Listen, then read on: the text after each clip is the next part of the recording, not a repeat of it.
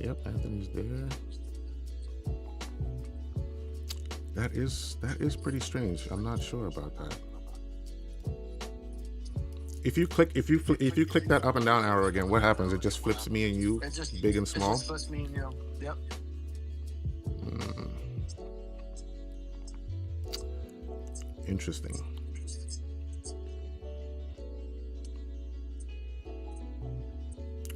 What if I return you to the green room? Boom. You're back in the green room. And then Or there. maybe no, I still. Or maybe because I'm a guest. I don't know. It shouldn't be. Join. Here comes Jason as well. Hold on, let me add him to this call real quick. Actually, I can text in the chat too. Yeah, I can. Oh, I can see. I'm unable to hear you, Byron. Let me call him right quick. Add to the call.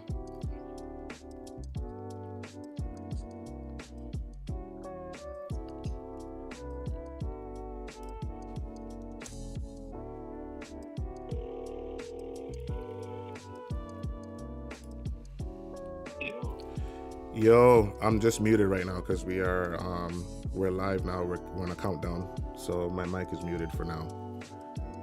Okay, no, I can hear you though. You can hear me?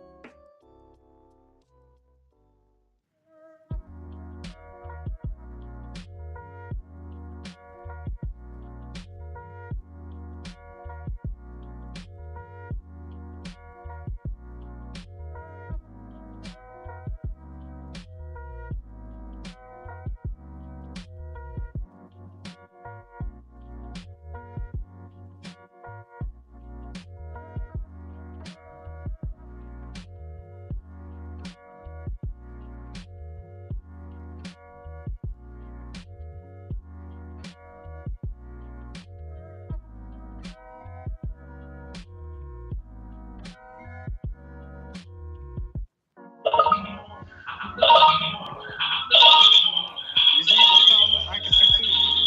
It's me and you. Yeah. It says on here during broadcast.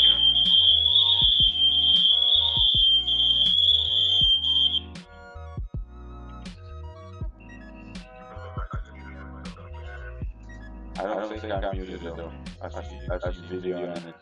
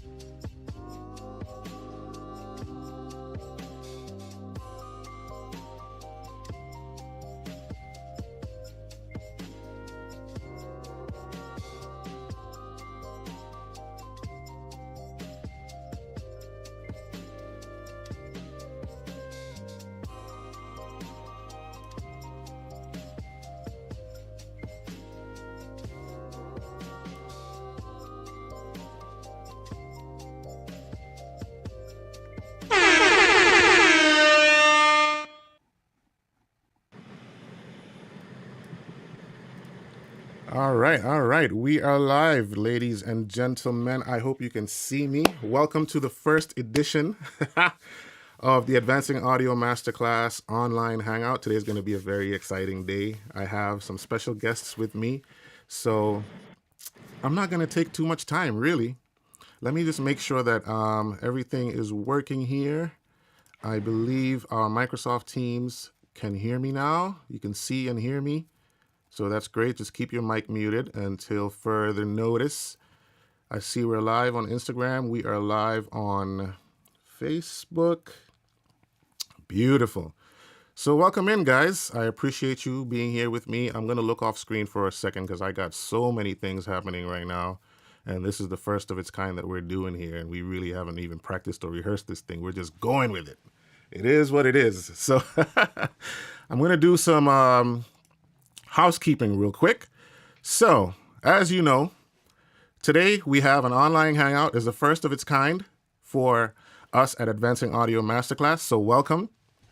Today's special guest we have, and I'll introduce him a little later, is Anthony Torres. And he's going to be joined by another special guest, which we were calling a mystery guest earlier when we were posting all over social media.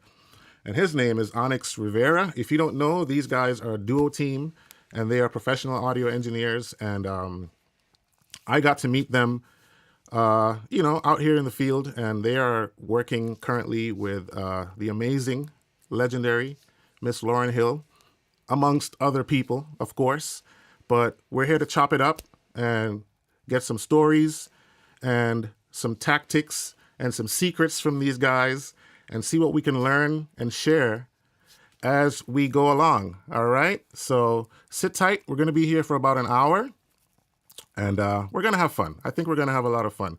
Also, real quick, I would love for you guys, if you can see this graphic on your screen, to subscribe to my YouTube channel for further updates on Advancing Audio Masterclass. That's where you'll find a lot of updates of me and what we're doing on this journey. And of course, if you're watching us on Instagram Live, which I believe you are, let me see how many people are here. I see Brandon. Brandon Thompson is here. Brandon, what's up? Olivia is here. This is Ian. John is on Instagram Live. And where's my other Instagram account? Lord have mercy. I need more screen real estate. What is happening here?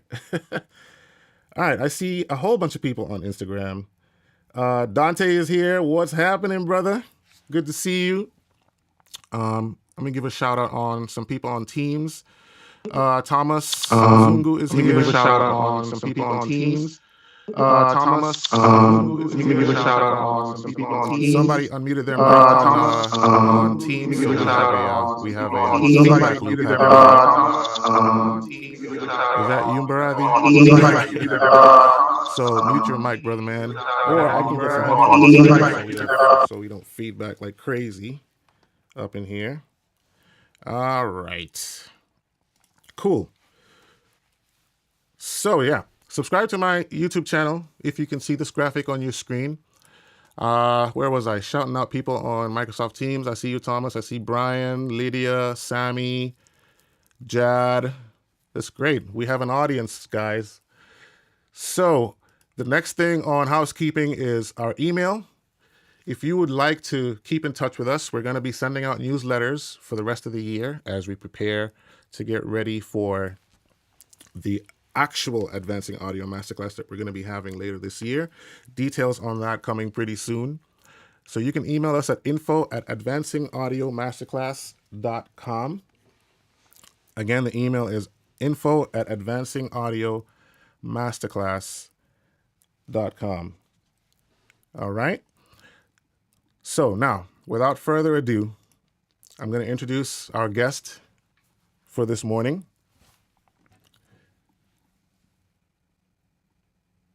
He is none other than the amazing Anthony Torres. Welcome to the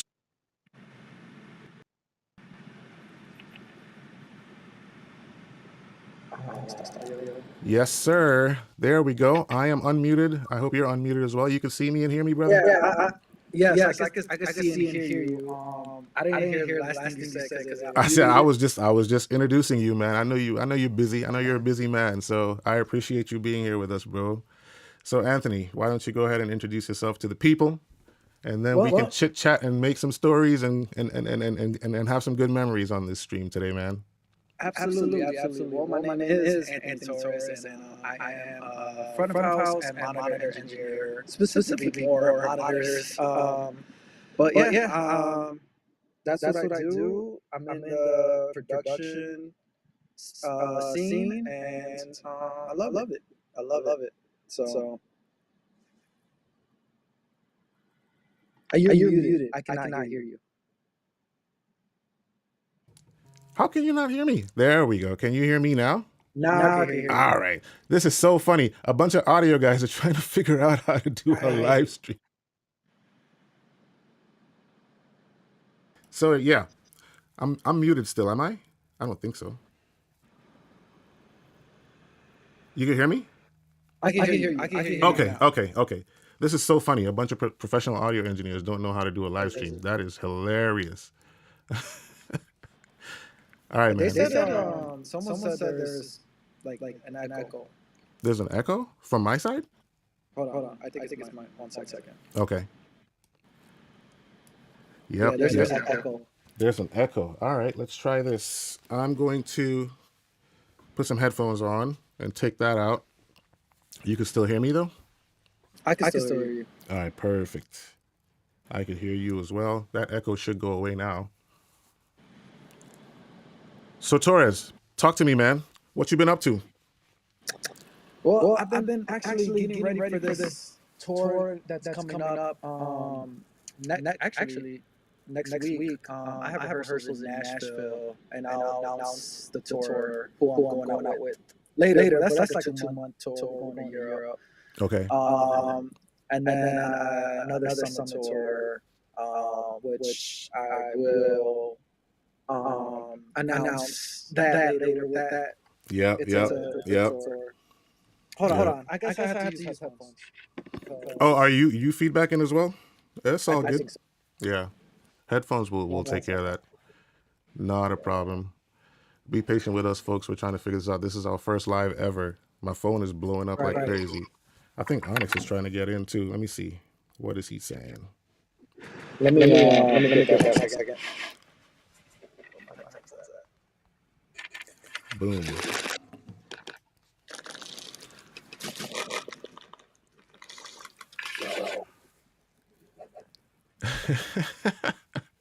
This is wild. Someone is laughing at us talking about, man, look at these audio engineers having a hard time online. Hey guys, look, this is not what we do professionally, okay? So just bear with us.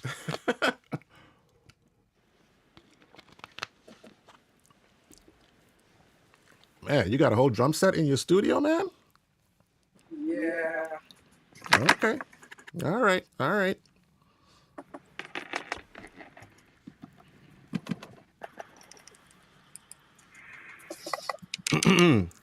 Hear me now? Or? Yep, I can still hear you. Let's see.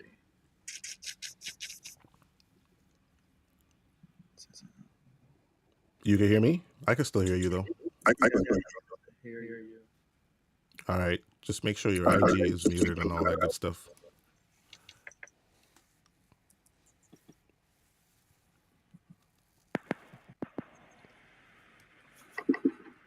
Cool. All right. So you were saying that you were working on the tours? Yeah, I'm working on a tour right now. Okay. This is ridiculous. You still have an echo? Is your instrument echo? This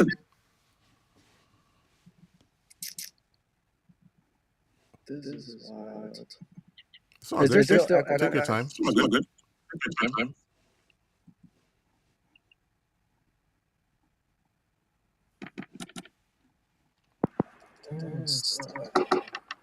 There's still an echo? I can't switch it from some reason it's not going into my headphone now. Oh, that's weird. That is weird. You're on a Mac? Yeah. Okay. Go to your system settings and see if that'll work. Yeah. Okay.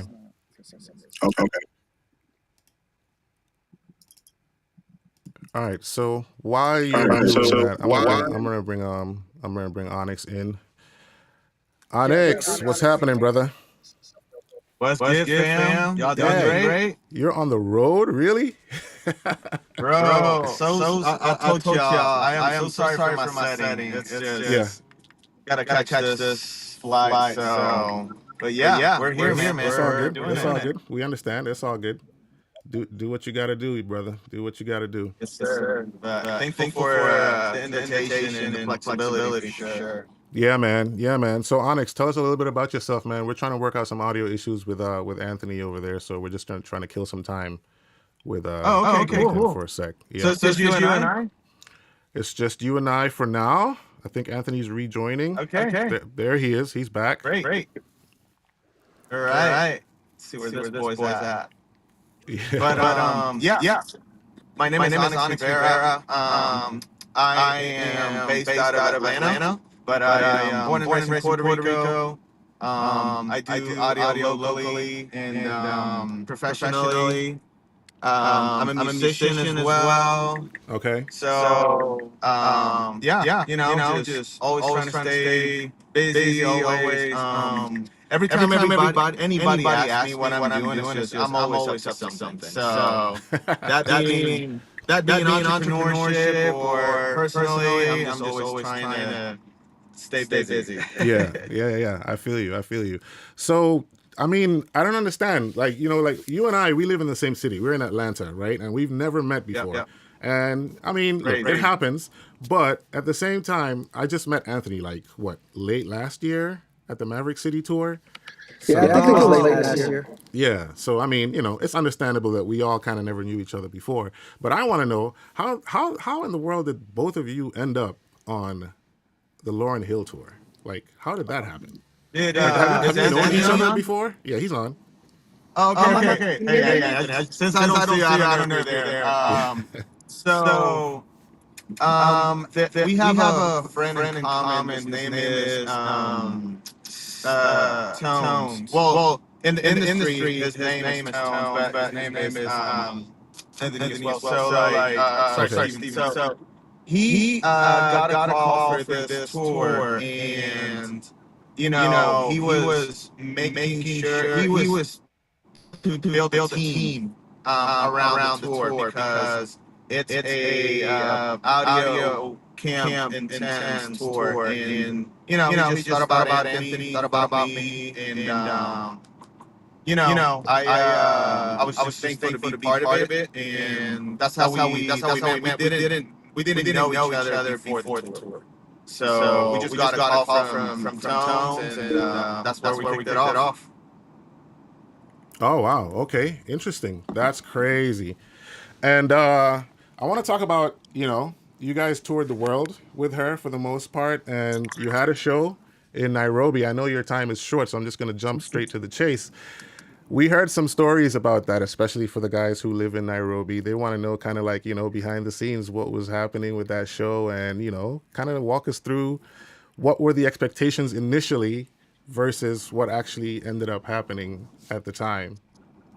Yeah. So with that Nairobi show, technically that show was not on the tour, but it was a show before kicking off tour. It was a great way for us to connect and establish a workflow with the team in Miss Hill. We originally had two SC7s. So there's two monitor desks for the crew. One for band, another one for Miss Hill. And so we get there. It's a big festival. They definitely finished up later than it usually is. So we get on time. We got on stage probably 10 a.m., 9 a.m. I guess. There wasn't anything pinned or anything set. So we just waited it out. Obviously, we got our show files ready and set up, and we did sound check, we did the whole thing, and then out of nowhere, man, just basically the sky was just melting. So it started raining crazy. Started raining just incredibly. So we had to kind of, just push back the show. At that point, gear is getting wet. So I know I sent you a video where basically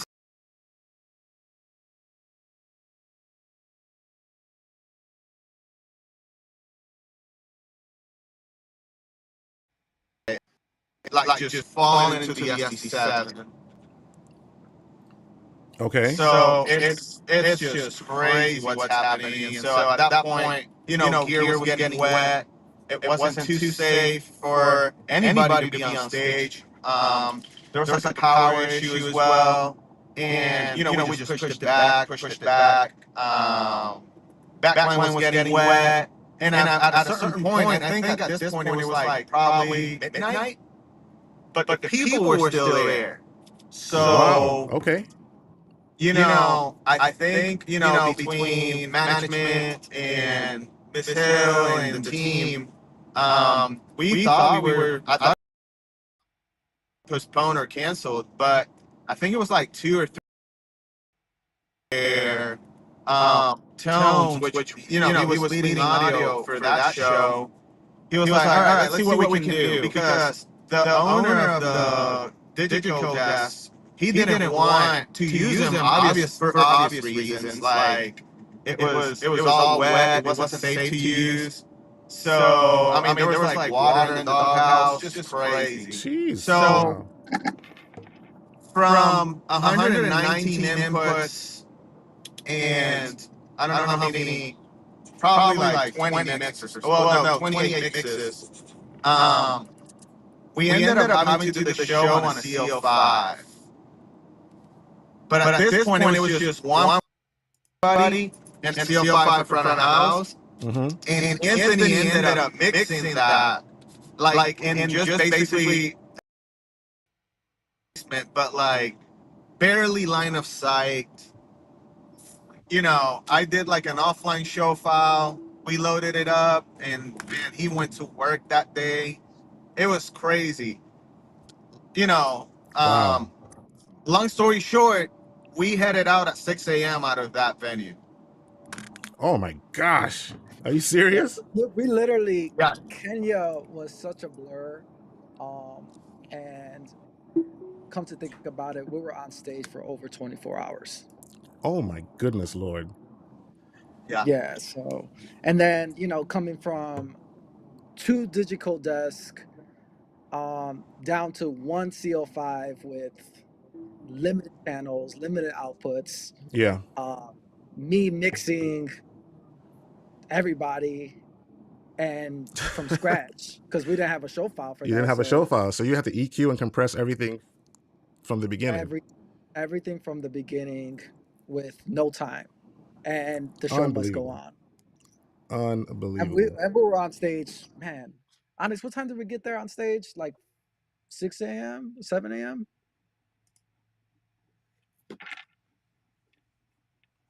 Is Onyx still there? Let's see. Onyx, are you still there? Well, I think we got there at like 6 a.m. Stage the whole time. Onyx, can you still hear us? I think Onyx got cut off somewhere, Anthony. So it's just me and you, buddy. Yeah, that's fine. He's probably driving somewhere. But yeah. From It's all good. Digicals, SD7 and then 338 down to a CL5. There he is. He's back. Kenya. You can hear us, Onyx? Yeah, I can hear you guys. Okay, we had lost you for a second there, but it's all good. Awesome. Yeah. What I loved about that, date was the great team effort that it took to pull it off.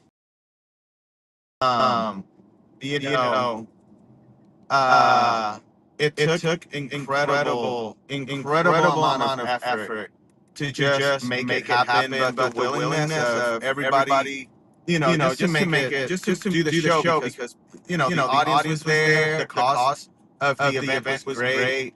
And again, I remember we were like just sitting back, and Tone was just like, "All right, give me a second." He went backstage, spoke with Miss Hill, talked to the production crew, the local production crew, and he was like, "All right, if we can make it on the CL5, let's just make it happen." I was like, "Oh my god, okay, Wow. let's try to do this."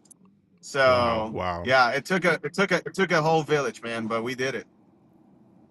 That's Yeah, and crazy. I think it's not also just for everybody to understand that we had 5 keyboard players, percussion, drums, guitar, bass. So it was so many inputs, and then just trying to put it down to what I think it was like 48 It's channels. Was 64. it 48 channels or 64? 64.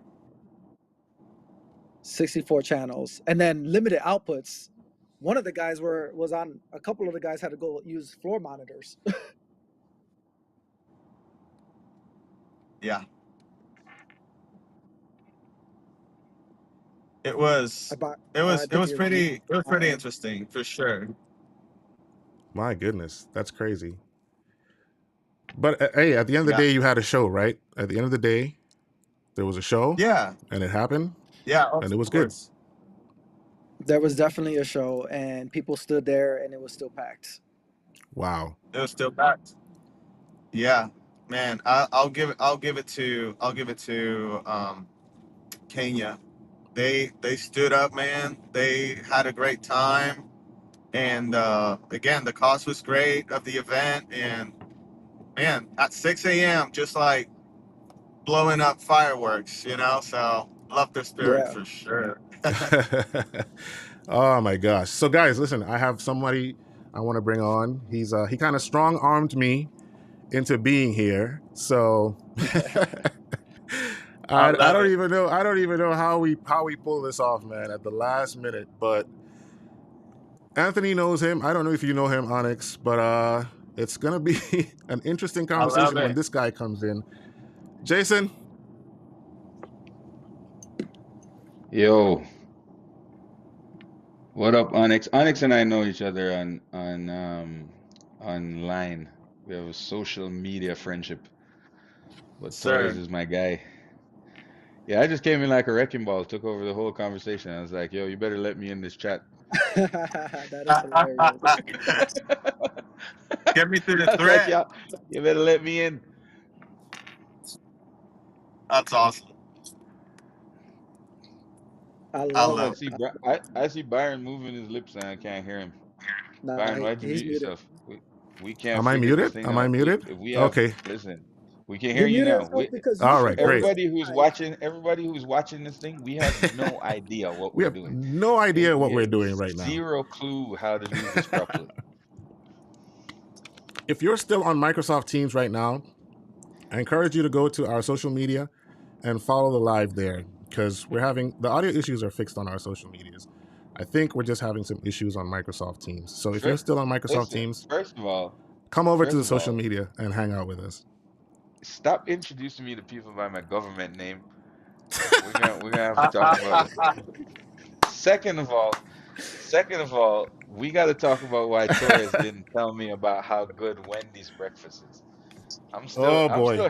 I've still heard about that. Hey, it wasn't just me. Torres, It was everybody Torres on been your keeping social too. secrets. They didn't tell you. Hey, Torres that's been not keeping the right. secrets, Oh bro. man, oh That, man. that is Okay, unright. hold on a second. So Reds, tell us. Everybody knows who you are, I believe. I don't need to introduce you like that, but Oh, tell that's us what you've terrible. been up to, man. Ever since you got done with Maverick City last year Oh and the man, Marley Brothers. I went to Sri Lanka for 6 weeks. I went on vacation. It was great. I was halfway across the world. Um, but yeah, no, I just made a decision to transition this year into sort of doing more of my own things and focusing on building some stuff for me a little bit. So I'm out on tour right now with an artist that I manage, Julie Black, Canada's Queen of R&B and Soul. And Yep. so, yeah, tour is going great. We start the West Coast leg in Canada on Friday. Well, it's weird because we have one more East Coast show, but then the very next day we fly all the way out west, 4 hours to Calgary to do the West Coast leg. So that's been going great. But listen, this is about Torres and Onyx, and It I is. want It to is. say. I want to say, I want to make very clear. I want to give these two dudes massive props because as audio guys, we've heard stories of different, you hear stories about camps and listen, um, the Lauryn Hill camp hasn't been the greatest for engineers, and these guys have stepped in and done an entire year of touring and have absolutely killed it. And you've heard about the issues that they've gone through. So mad props to them as For sure. engineers, as humans. Anthony Torres is one of my favorite people. I tell people this all the time. I love that dude. So Onyx and I haven't met in person yet, but from the exchanges that we've had online, also a great guy. So I just wanted to come. This is really why I wanted to come in like a wrecking ball, take over the whole conversation.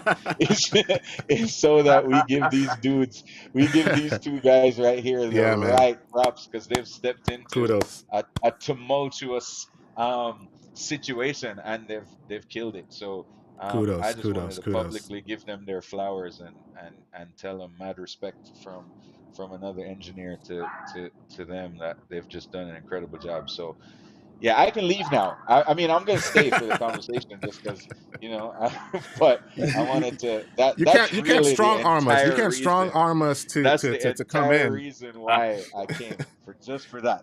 So You can't big strong up, arm us to come in and just guys. leave like that, man. Come on, No, man. I ain't Come leaving, on, man. man. Man, We got I we ain't got leaving. But let me we got to field some questions from our audience. Once we get some questions in, can I'll I pipe them over. hey, let me chime in a little bit on that, Reds. I appreciate you. Thank you so much for that. That means a lot.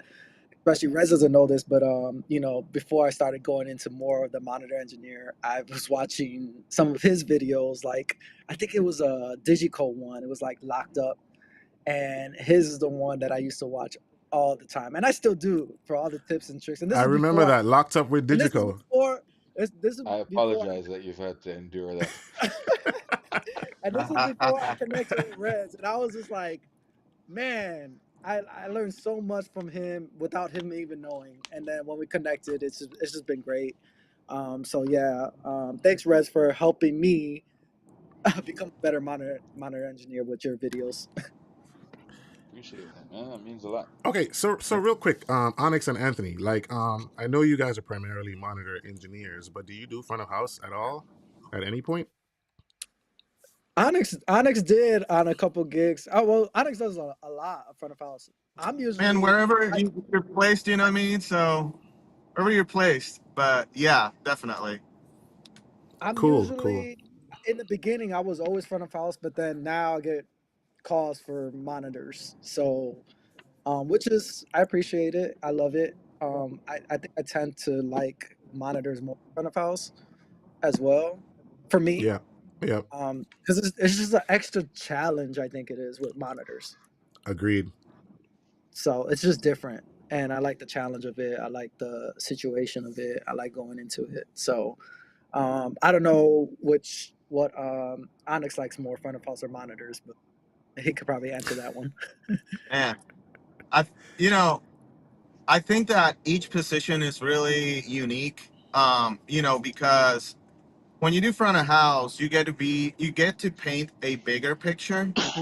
Get Mm-hmm. to you're the last expression of what's happening on stage, and you get that canvas, and you get to paint it in a compelling way that is attracting to however many people are in the venue. um the variable of being in different environments, it's exciting in a good way, because when you're in a good arena where it's like it responds well, great. But then if you're in a open space with that's not an arena, then you got to mix differently. So that to me is a good thing. But then on monitors, Mm-hmm. I love the proximity you get with the artists and the musicians. You get to know them really well in that sense. So, and it is, intense as well. So, I don't have like a specific preference, even on broadcast. Like when you're doing broadcast, again, you get to paint that picture, but then you Yep. gotta mix it in a way where the quality is there, where the level of the content translates well in different devices, and it's just I don't think that I have a specific one. Agreed. Agreed. I like them both too. I like monitors a little more now because, like you said, the relationship with the artist and the band. And, as a music lover, if you're mixing monitors for some of the music that you loved or you grew up with, it's an amazing place to be, to hear all the cues and to hear how they're talking through the Yeah. different songs and all that kind of stuff. I love that. I love that. Yeah. So, real quick, guys, give us some tips and tricks on becoming a better monitor engineer. Tips and tricks. Yeah, how did you grow into where you are today? Like, I'm pretty sure you learned a lot, as you grew in your career. Oh, absolutely. Obviously, the first part is like understanding the basics of your console and stuff like that. But I think monitors, it's the consistency and the patience is like number one from my experience. The Mm-hmm. patience levels and the consistency of dialing in your mix and having a consistent mix is very, very important. And in monitor engineering, you're catering to the artist, you're catering to the bands, and sometimes it may be stuff where there's like a disagreement there. It's just like, oh well, I need a Yep. little bit more of this, but it's just like you have to make the best decision of like, okay, what is knowledgeably or what will work for that art, Mm-hmm. you know. And so coming into that mindset can be challenging because it's like, hey, this will be best for you, and then there's pushback. So it's just like, okay, how do I cater to your needs and what you hear in your ears? Because we don't have their ears, Right. So everybody Yeah. hears different. Everybody hears different. Onyx, you want to chime in on that? Yeah, I love how Torres started that because for monitors, you need to have it's more psychological than it is technical, in my Mm-hmm. opinion. Mm-hmm. Mm-hmm. Um, I think that when the crew and the band knows that you're there for them, that you are there to Torres said, serving them and catering to them, um, they get to trust you. You got to build that trust, and then it gets from they're being defensive, then they're asking for stuff, but then what they really want, and they just trust you on that. Yep. So you need to work on that people skill of, just wanting to serve them, knowing that it's not personal. You can't take comments, you can't take, anything that it's happening in the heat of the moment because you're not Yeah. in your best mental state. Um, so that is one really important thing. But if I have to say something technical, not only knowing your board, but knowing your fundamentals, it's really important. I believe that if you have a basic workflow, that basic workflow can translate using different gear and different boards. Yeah. So for me, gain staging is the Bible. Oh If man. I Oh. if I Yes. know if my meters are correct, because with monitors there's a visual aspect, but then there's a hearing aspect, right? So to me, if I gain stage properly my inputs, if I gain stage properly my outputs, including receivers Oh, he dropped out that right has to when. do. Oh, here he is. Here he is. You're good. You just dropped out for a second. You said Oh, including sorry. receivers. Uh, am I? You got me still? Yep. Yep. You're Yeah, still here. I can hear Yeah. you.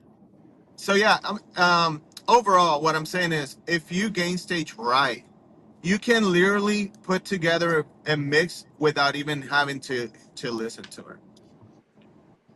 Beautiful, beautiful. Like I want. literally, you can have a starting point where you can present something that is workable, and then you get to the inspirational side. You're probably getting closer to the airport, I assume, right?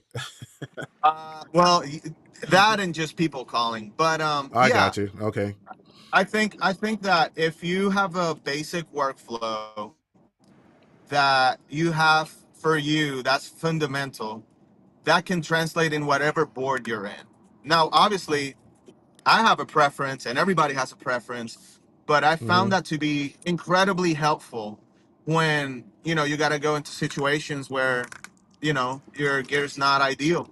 But if I let myself go on gain staging, making sure packs are gain stage right and everything is set, then I'm able to just work around it.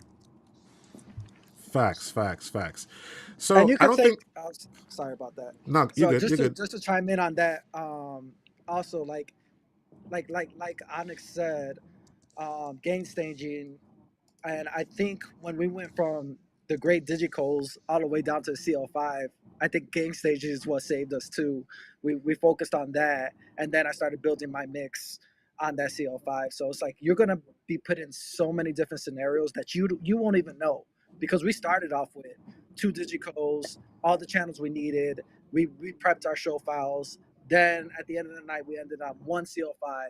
So adapting to adapting to your situation is another key as a monitor engineer or sound engineer as well, because Yeah. anything could happen, and you just have to be ready. And that's why I say patience, consistency, and just another adapting to the situation. And we went from a digital board, which is definitely different from a CL5. Yeah.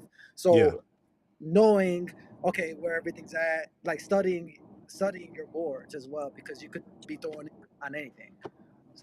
Yeah, that's important. Just like coming through the ranks and learning the different type of boards and working on the different type of boards. I think Red said that in a recent interview that to be a good engineer, it's always nice to be very well versed Yeah. on different boards, right, Rez? I think that's something that you said recently.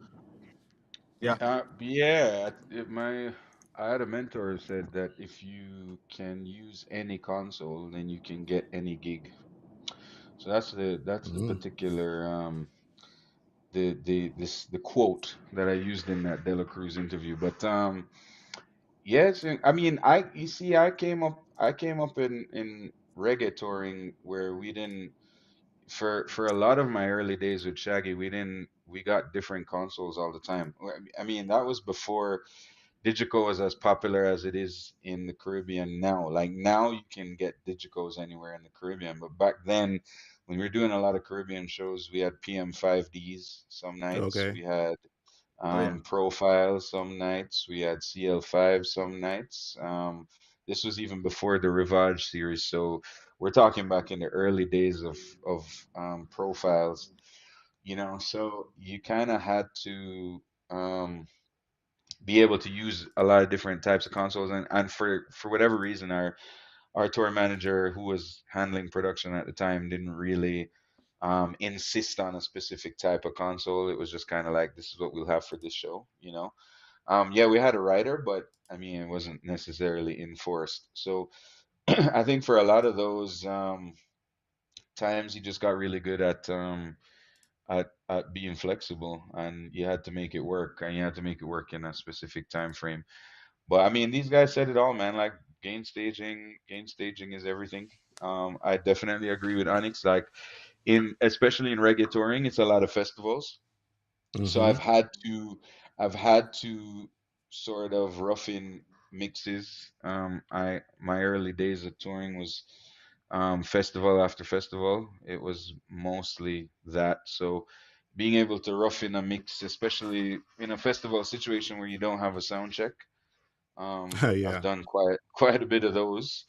Um, and that's coming from in the early days. I'm probably a little bit older than Torres and Onyx, so I'm coming from like analog days. We had a Heritage 3000 at monitors, and you kind of got to rough in mixes visually, and then you kind of know that, all right, once I once I gain stage during my line check, it's gonna sort of be in the range of where it needs to be, and then in that first song we're gonna jump in and tweak and get everybody comfortable, and by the third song you're sort of flying through the show. So from that experience, I that was a foundation for my entire workflow in life. So now, years later, being on a digital, I actually approach things the same as back then being on analog, because um you take, for example, we talked about Maverick City Tour, so I'll just use that as an example.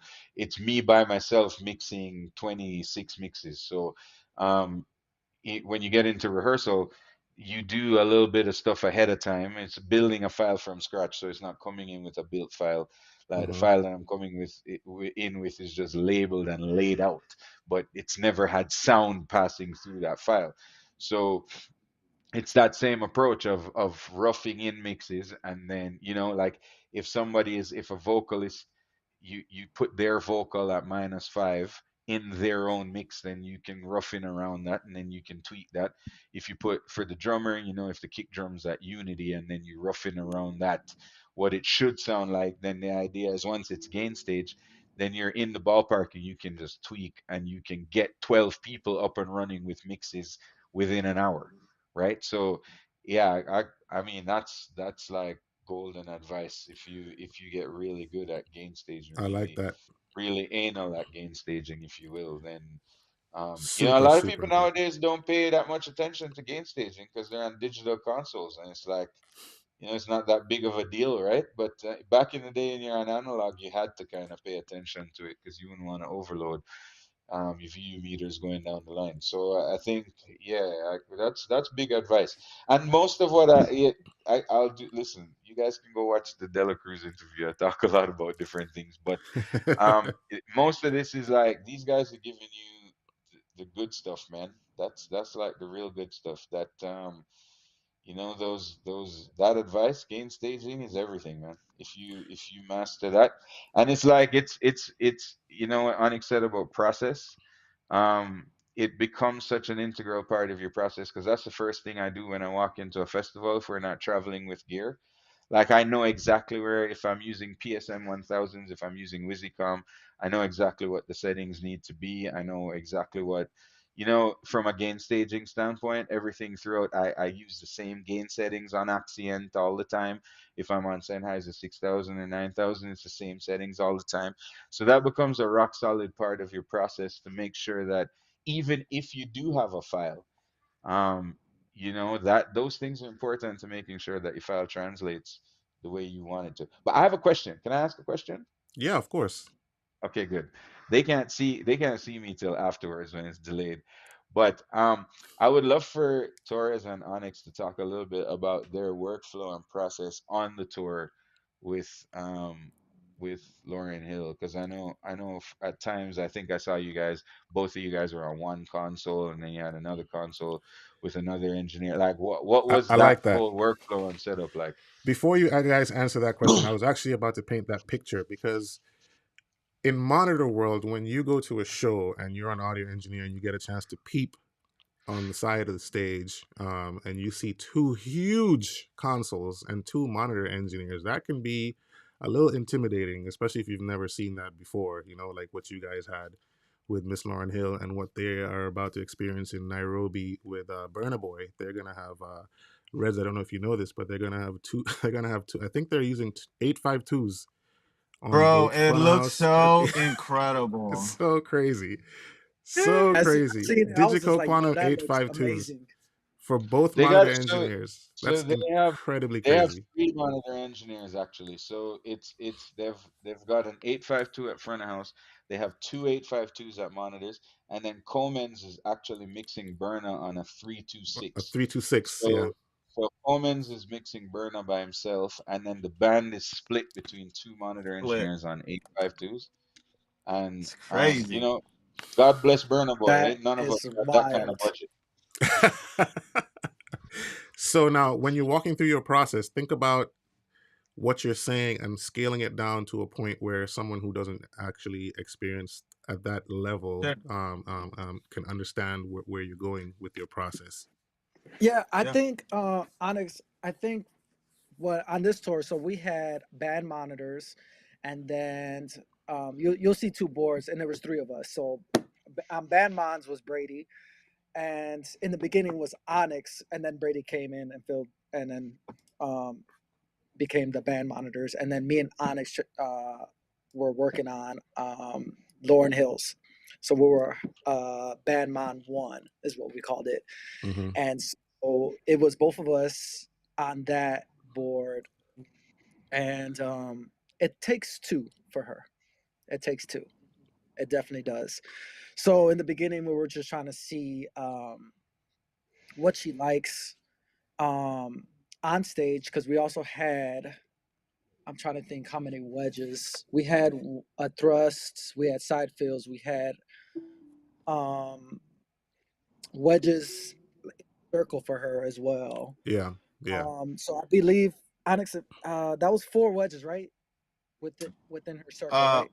there Two, was three, a four. total of 18 M20s on Yeah. stage, and then there was six K2s with for side fills.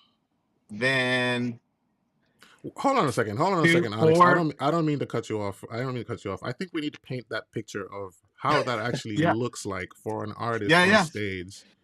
absolutely.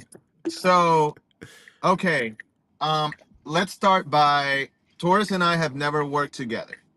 Okay. So when I went in for Africa, I went in for band Okay. mods. Okay. So going into tour, they bring in Brady Miller, which he does Lamb of God and Corn. Great guy, Oh, okay. great engineer as well. So then I jump in to support Torres because it does take two people to be efficient, Yeah. the workflow. So Miss Hill's board managed her in-ears Mm-hmm. and anything that was live on stage, as in wedges and side fills and the Okay. thrust. So when we started working together, I the good thing that helped both of us was being so open into each other's process.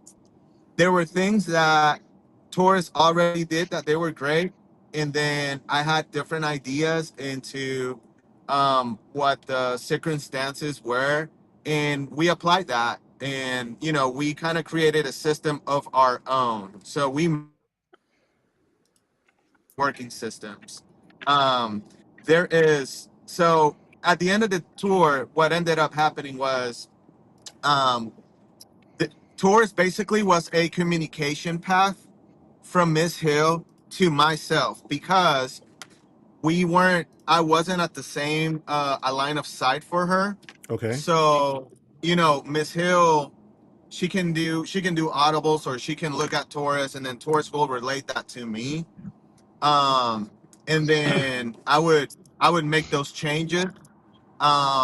Also, we would split the sets where he would do the opening set, I would do Wyclef, then whoever finished up with the Fugees ended up with the Fugees.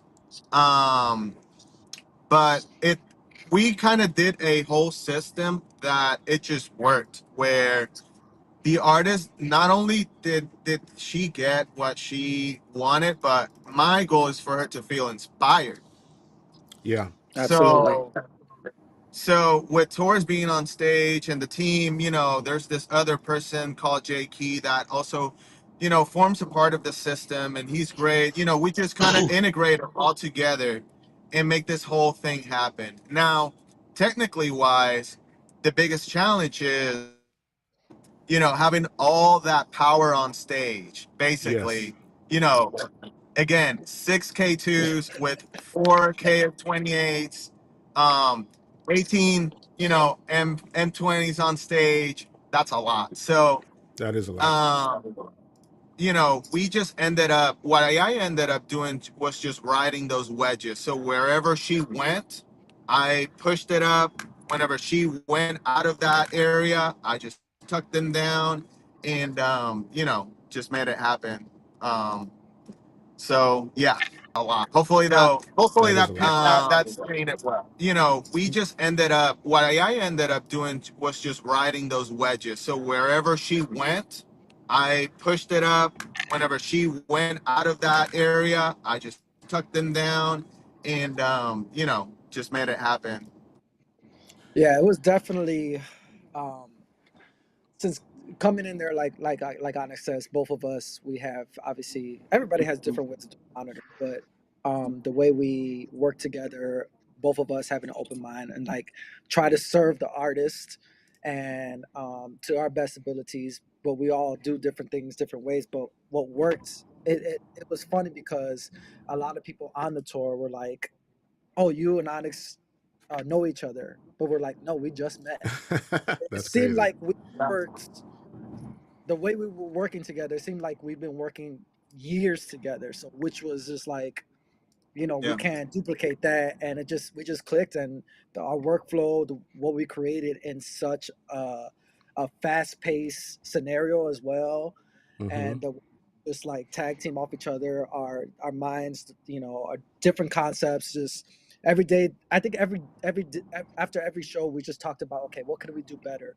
Okay, what let's try this, and then also Yeah. doing. I think what helped us too, uh, and this is a good tip. Virtual sound check. We were going through virtual sound check. During before everybody got there, and then just seeing like let's try to duplicate what she's hearing, and let's see what she wants, and then just bringing that trust. That's just bringing trust to the artist as well too, because we're going to the extra mile to be like, okay, we hear you. Let's see what we could adjust for you as Yeah. well. Yeah, nice. Okay, cool. We have some audience questions. Someone was asking. I lost the question, but I think I remembered off the top of my head. They were asking, what do you do when you are in a small venue and you're asked to mix front of house and monitors from the same console? Like, what would be your approach to doing that? My approach would be during soundcheck, make sure everybody's good on the stage first. I would do monitors first, because then you could actually, after everybody's comfortable, then you're free to do your front of house mix. But just make sure everybody's comfortable, everything's set, dialed in. That's how I would take that. I agree. I Yeah. agree. I'm gonna chime in on that Yep. too. I think it's not the most comfortable situation to be in. Not at all. Nobody likes doing that at all. But if you're tasked to do that, then you're absolutely right. And of course, gain structure comes into play as well, because once you have your gain structure set, you're not. If you don't have your gain structure set, you're not going to be able to change your gains because you're mixing for monitors and front of house at the same time. And if you change your gains, you're going to Absolutely. change everybody's mix at the same time. So that's super important. And also, obviously, if you're mixing front of house and you have to mix monitors or ears, you're definitely going to be mixing in pre-fader mode as opposed to post-fader, because every time you make a move on your top Oh layer yeah.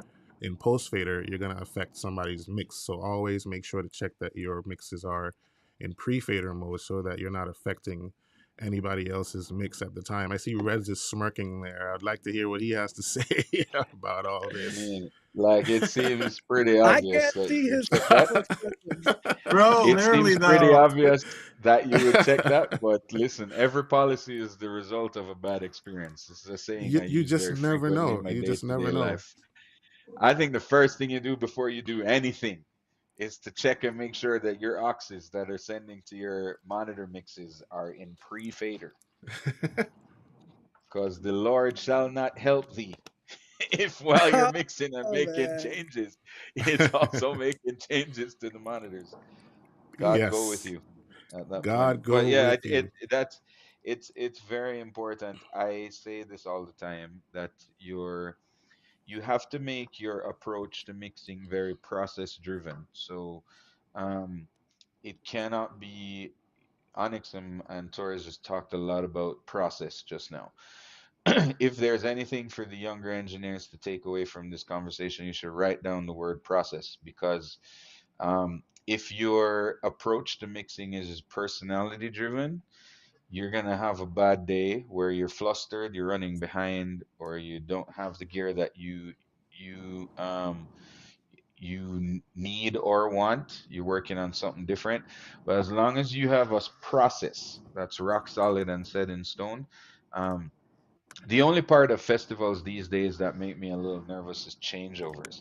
Um, because if I'm working with a crew that's not my crew, Yeah. sometimes that can get a little dicey, and we have a limited time to change over. And like I said, especially on the reggae side, we do a lot of festivals. But one thing I can say for sure is that Davin, who is my tech, and we've been together with Stephen Marley now since I think he came on board 2019. So we've been together quite a while.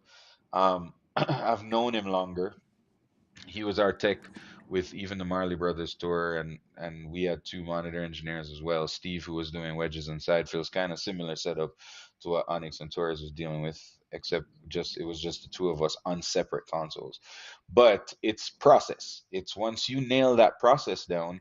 We had a lot of meetings in the beginning, even before we actually went on tour, about what's our process. What's the process every day? What's the approach every day? Even something as simple as, when do my techs want me to walk into the room?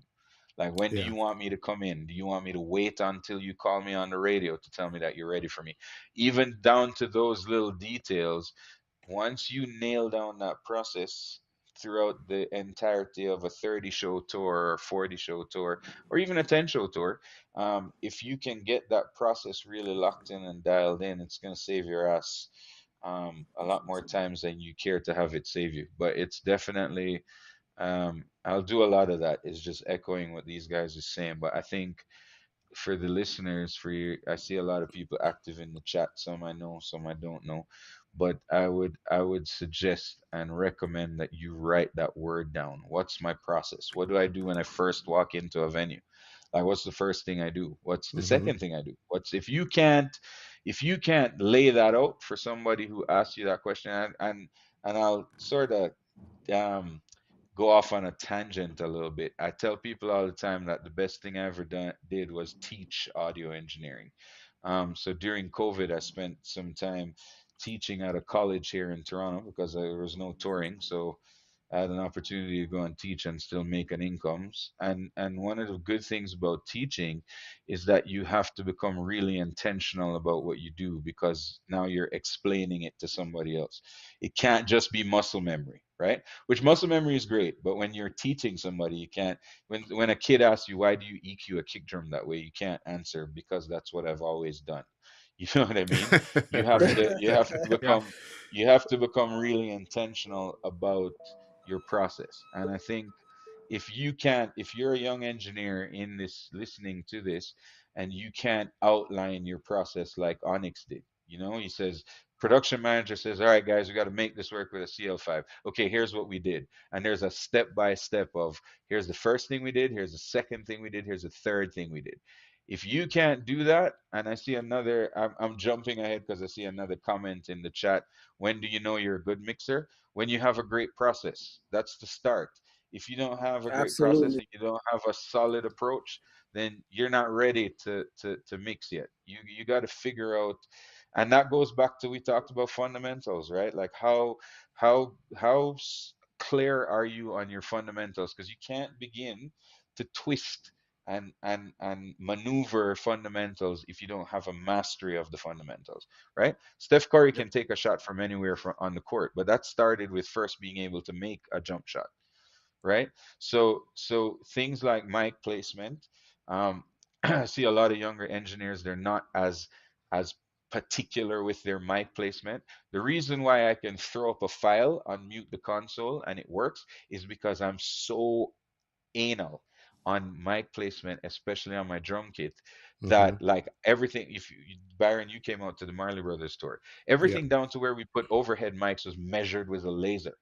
like a distance measure, right? Like we are so particular. Veer and I are the same where that's concerned, with our mic placement and where we place things on stage. Acoustic instruments. Where are we going to put the Leslie or the organ to make sure it's not bleeding into the percussion mics, or just different things, right?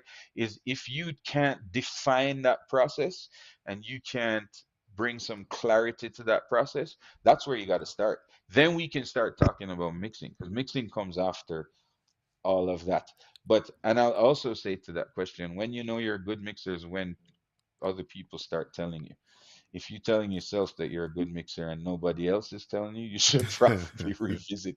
Because I mean, mixing at no point, you heard Onyx talk about it earlier, whether it's monitors or front of house, it's never really for you, right? Correct. Especially on the monitor side. I'm a career monitor engineer. I love it. It's my first love. And so I can tell you, it's never, there's an element of creative based mixing at monitors, because you got to make stuff sound good to start. But it's need based mixing. It's not about you. It's about what that, like I hate Squidly Cole's drum mix, but when he rolls the show off and he plays that Marley Brothers show, you go, there is nobody else on the planet that can play Marley music like Wilbur and Cole. And so whatever he needs to deliver that show, the way he plays it, it doesn't matter what I think.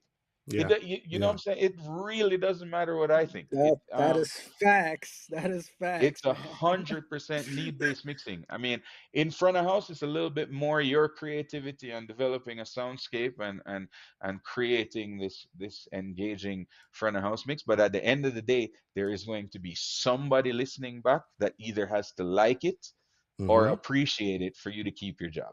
So if it's only you telling yourself that you're a great mixer, I would encourage you to get some truth tellers, I call them, in your life, that will dissect what you're doing. I have a few of them in my life. My business partner Jeremy, who's out mixing the Water Girl. What's her name? South African artist. Tyler.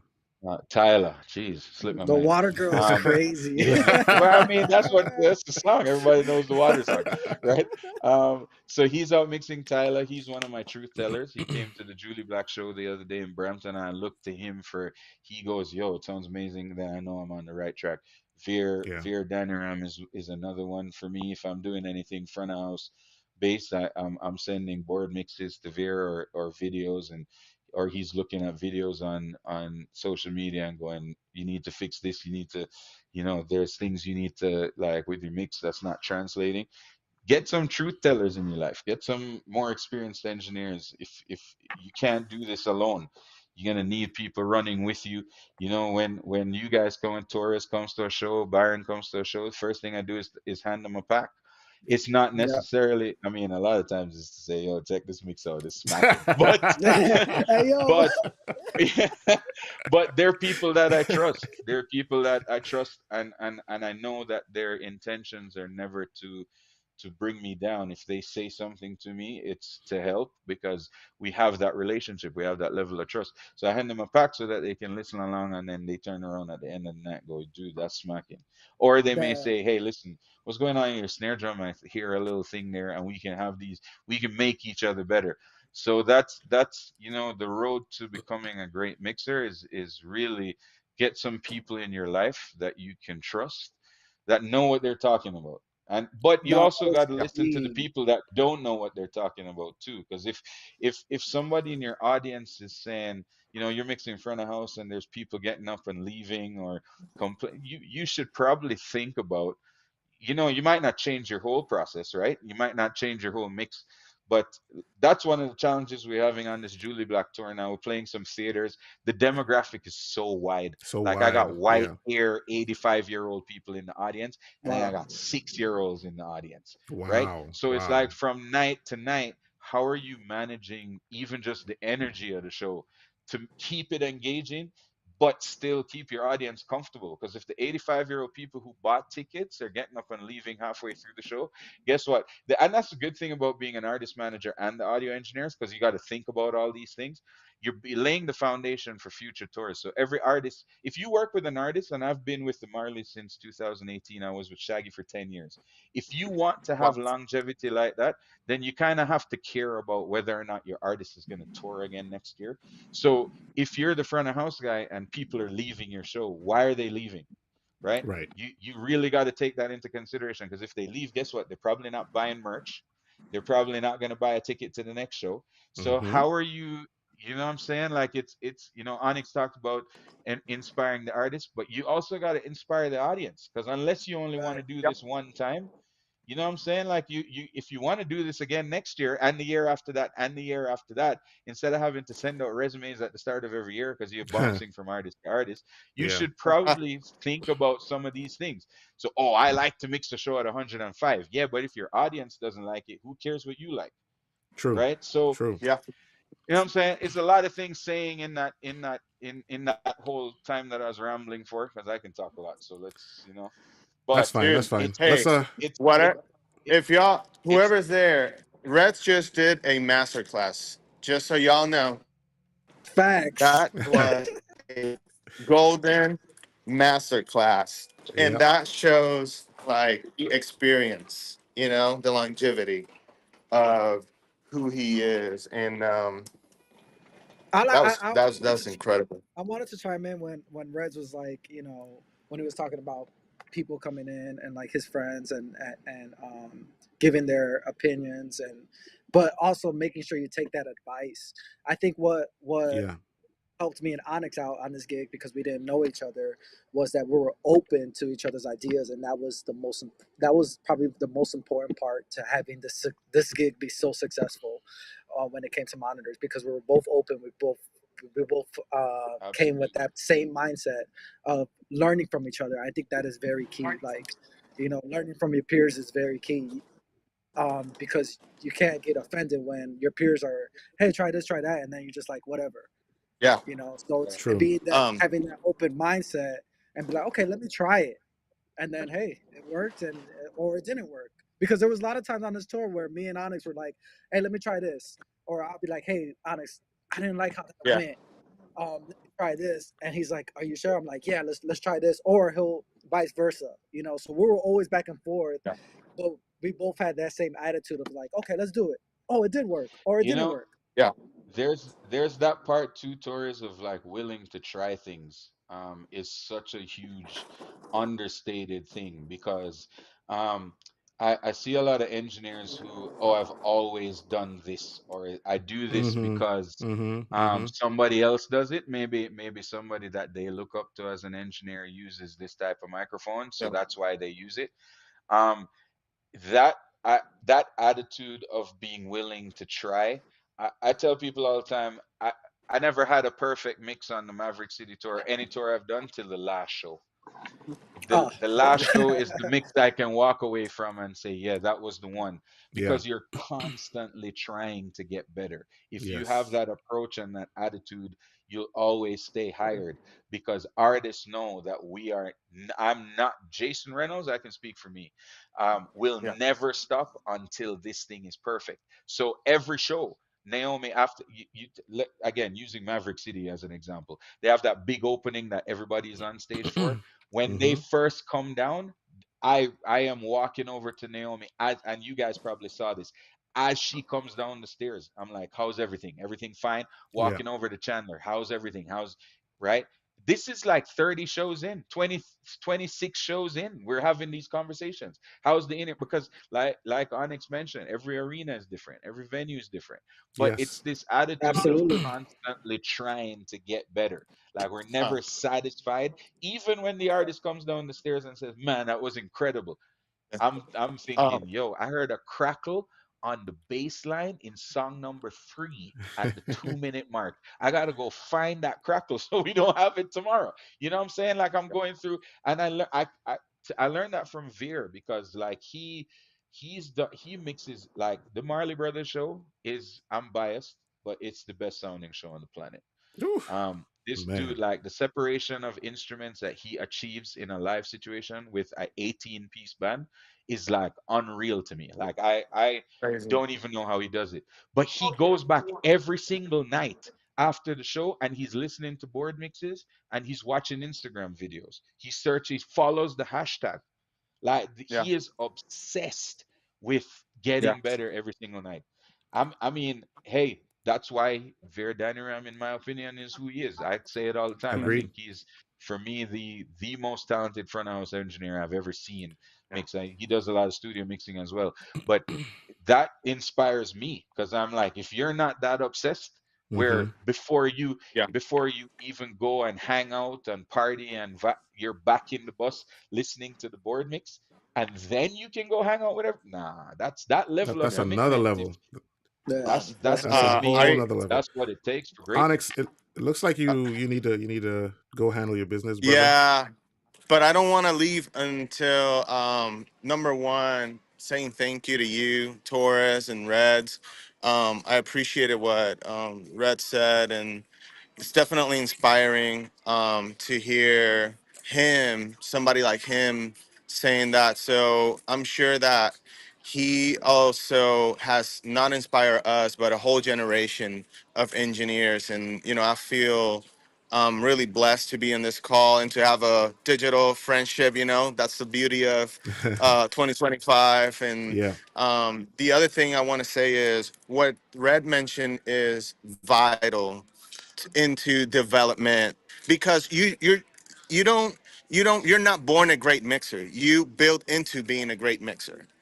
And he mentioned something about having people in your circle that are relatable, that are people that are for you. And you know part of what helped us on tour in Europe was having an incredible crew and team, from the tour manager, which was Jen, and then having a great production manager, which was Cam, and then the audio team, Brady, Tones, like just everybody coming together um, helped us in being successful in that tour. But after tour, what are who's your people? Mm-hmm. So having somebody, even if it's digitally, even if like they're not with you, but you get to hear their experience, try to do what they do. It is vital, because you need honest people in your life, and you need honest people in your craft. And again, you can't take these things personally, because they are there to stretch you. And if you are having a challenge with a suggestion, then that's great. That means that it's an opportunity for growth. And Yeah. so, what Red said, it is vital, because I know that he has his mentors. We've all had them. And I'm thankful for the ones that I've had, because they have definitely stretched me to a point of like even doubting of like, man, am I really this bad? Like, hold on. And it's like, when you have it in a mentality of growth, then you're gonna be able to build into being a great mixer. So um I hate that I have to head out, but That's fine. it's That's been a fine. pleasure talking to you guys, and I appreciate the time, and hopefully we'll get to do this again without time constraint on my end, and look Yeah. forward to it. I appreciate y'all. Thank you, Onyx. We Appreciate really you. Yes, appreciate you sir. too, man. Be See you blessed. So guys. take care. Safe travels. All right. Thank you.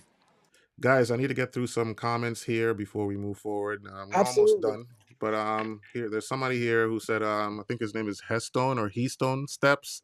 He says, "Thank you guys so much for this. As a young and upcoming engineer, what are some of the key points to always put to mind and practice without learning the gear and exposure to great mentorship?" So basically, he's a young guy. He doesn't really have a mentor.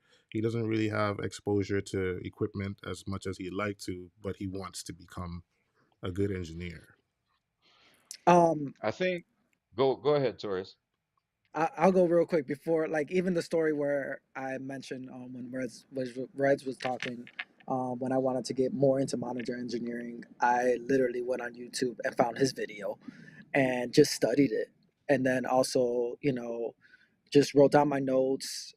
And then classes like this, experiences like this, getting around people, and into that circle of discussions, because Redz and Onyx said a lot of great information that would propel you into that next.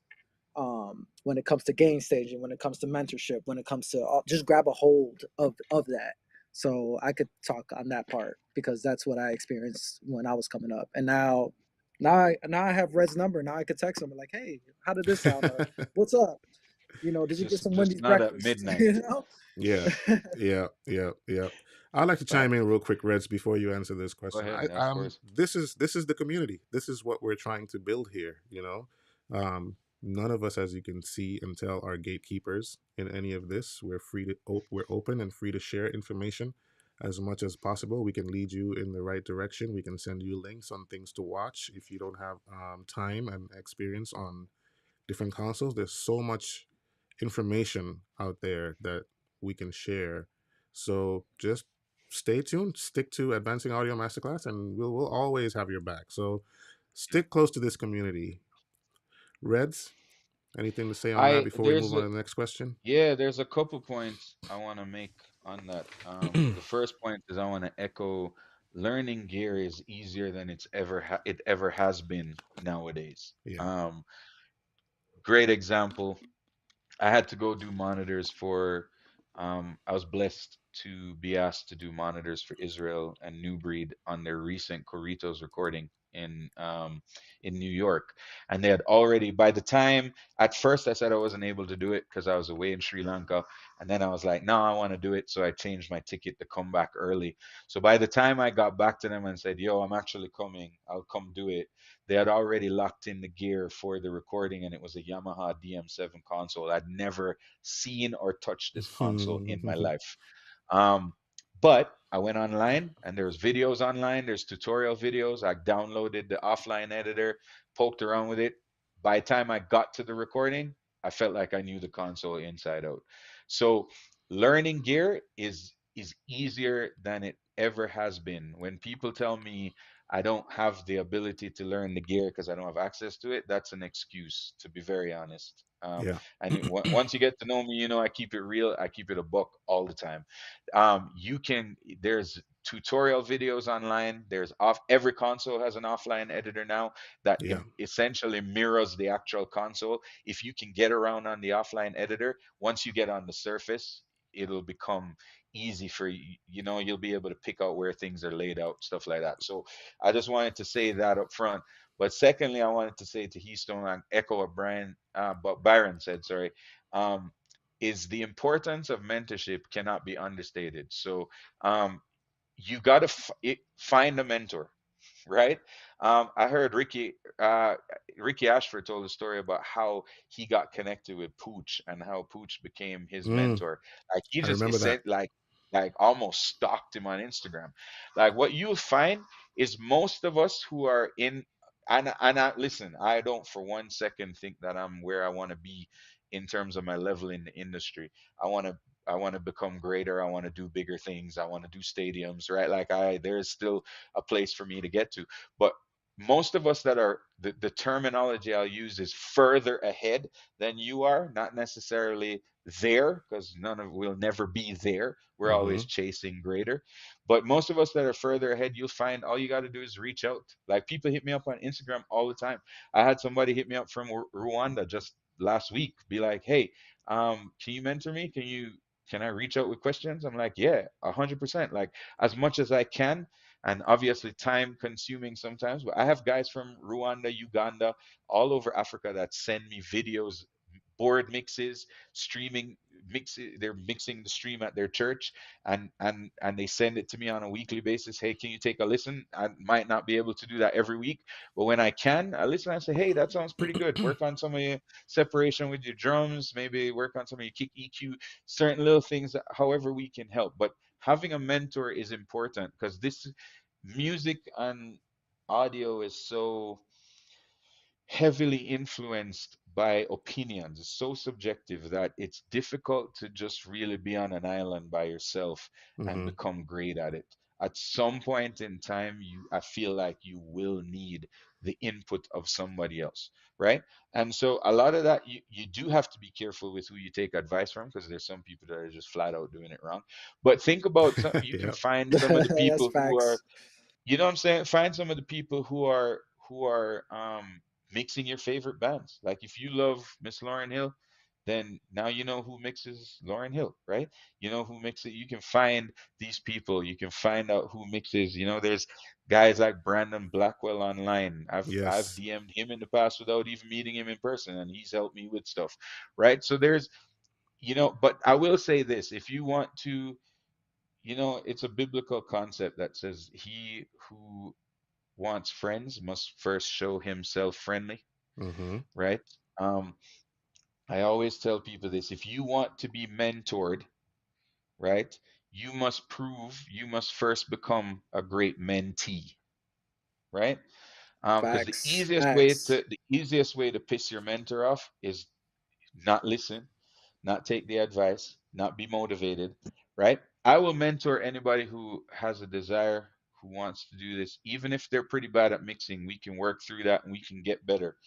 But if you're not motivated, if like for example, I'll say somebody hits me up and says, "Hey, can you mentor me or can you give me advice?" I say, "Okay, but you got to keep in touch. You have to follow up, Yeah. right? If you don't do that, this can't work." You know what I'm saying? So, and always try to bring something to the table. I can remember some of my greatest mentors. You know, yeah, I didn't have a lot of money at the time. But I offered to buy them a coffee.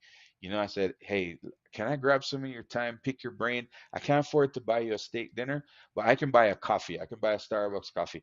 What I think that showed was, yo, one, this guy values my time, Mm-hmm. and a lot of times they ended up buying. You know what I'm saying? Like a lot of times we would get to lunch or we get to dinner or get to the coffee shop and they ended up paying, because at the time I wasn't in a great financial position when I just started in the industry. I was just trying to find my legs, right? But it just showed that I valued their time and I understand that there's giving and receiving. If you're gonna give, if you're gonna give, pour into me, I need to replenish some of what you're pouring, because otherwise that battery is gonna run out if you're just pouring, pouring, pouring, and nobody's giving back. So by me showing that, hey, listen, I value your time, but I just don't want you to pour into me for free or without nothing in return. I want to make sure I give something back, even if it's just appreciation that I give back or value, or I turn around and go out there and prove with my actions that I took your advice. That is what inspires people to mentor more. You know what I'm saying? If I'm mentoring 10 people and none of them are doing what I tell them to do, at some point I'm going to be like, yo, listen, this mentorship thing is not really working. So I'm going to stop. You know what I'm saying? That is True. So, True. True. so facts. True. Very those are true. just some of the things I would advise some of the younger guys who are trying. And maybe you're not younger, but maybe you've been around for a while and you're trying to get to that next level.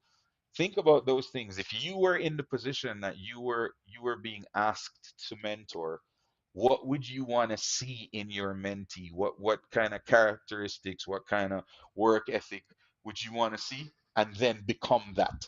And that becomes attractive for somebody to mentor you. I Yeah, that's love it. key. That is so I key love it. I because love it. you could really see who, especially on the road and when you run into people, you could really see who had a mentor and who had a good mentor, and it really shows. It really shows. It does. It definitely does. I have a couple of questions here too, so I'm going to give one to each of you. Specifically, this one would be for Reds, but Anthony, I'm going to go to Instagram here, and there was a question from Manny Reds. So, can you guys speak on making decisions for your artists when it comes to getting specific in ears, mics, and DIs? I guess he's talking about like the type of gear that you're sourcing for your artists and things like that. Anthony, if you can take that question, and the other question, Reds, would be from Joy. Now, let me tell you something about Joy. I met Joy. She's a wonderful young sister from Kenya. I met her at the last masterclass that we did in 2023, and she's an amazing engineer. And she has a movement. I think it's Joy. Correct me if I'm wrong. If you're still here, I think it's called Sound Sisters or something like that, where Dope. she's empowering young women in the engineering world in Africa, which is fantastic. I love her for that. So this question is mostly for you, Riz, because you have experience with this, I guess. Have any of you guys worked with 3D immersive sound during a live event, either using Clang or at front of a house, and how did you find it? I guess you've used Clang a million times Yeah. at monitors. You could probably Redz got speak a on whole that. clang set up. Exactly. Yeah, I'm a Clang believer. I'm sold. You don't have to sell me on it. I sell it. So, well, I guess now would be a good time to release the secret. I think Byron's planning it for to have me come Oh, to hey, Kenya. hold on, hold on, hold on, hold on, hold on, hold on, hold on. Yeah, we're We'll, telling them we'll, if Hey, we'll, hey, we'll, listen, we'll do that at the they end of the got to be show. on At the the end of the call to show. get the secrets if they come on the call. So maybe I'm gonna try Okay, my best you can reveal it. to You can yeah reveal it. I'm gonna try my best to bring Clang over with me so that we can do some real time listening and testing and Clang is incredible. If you've never experienced Clang on in-ear monitors, the space it creates in the mix is ridiculous. It's wild. Um, Both Byron and Torres have come out to shows that I've been mixing. They've had a chance to experience it. I often flip it back to stereo and then flip it to 3D so you can kind of hear the space that it creates. There's nothing like it, really and truly. There's nothing like it. So it's phenomenal. If you have an opportunity to get into it to demo it, please do so. I recommend it. Yeah, so definitely Clang is 100%. Believe the hype. Believe the hype. It's Believe the phenomenal. hype. I totally agree. Anthony, I'm going to repeat that question for you real quick, and then we'll let the secret out yeah. after he answers this question. I want to know the secret too. so, so Torres, Manny's asking about gear. Like, how do you go about sourcing the type of stuff that you need for your artists? Or what kind of conversation do you have with management, with the artist, to make sure that they're comfortable with the gear that they're going to use on a particular tour or show? Because sometimes things don't translate from tour to festival to a fly date. You might find different things. So how Right. do you try to keep it as consistent as possible? Well, I think the most consistent thing, especially when festivals, obviously, is different gear, and usually festivals, it's like, okay, what mics are you guys using? Let's pop those in.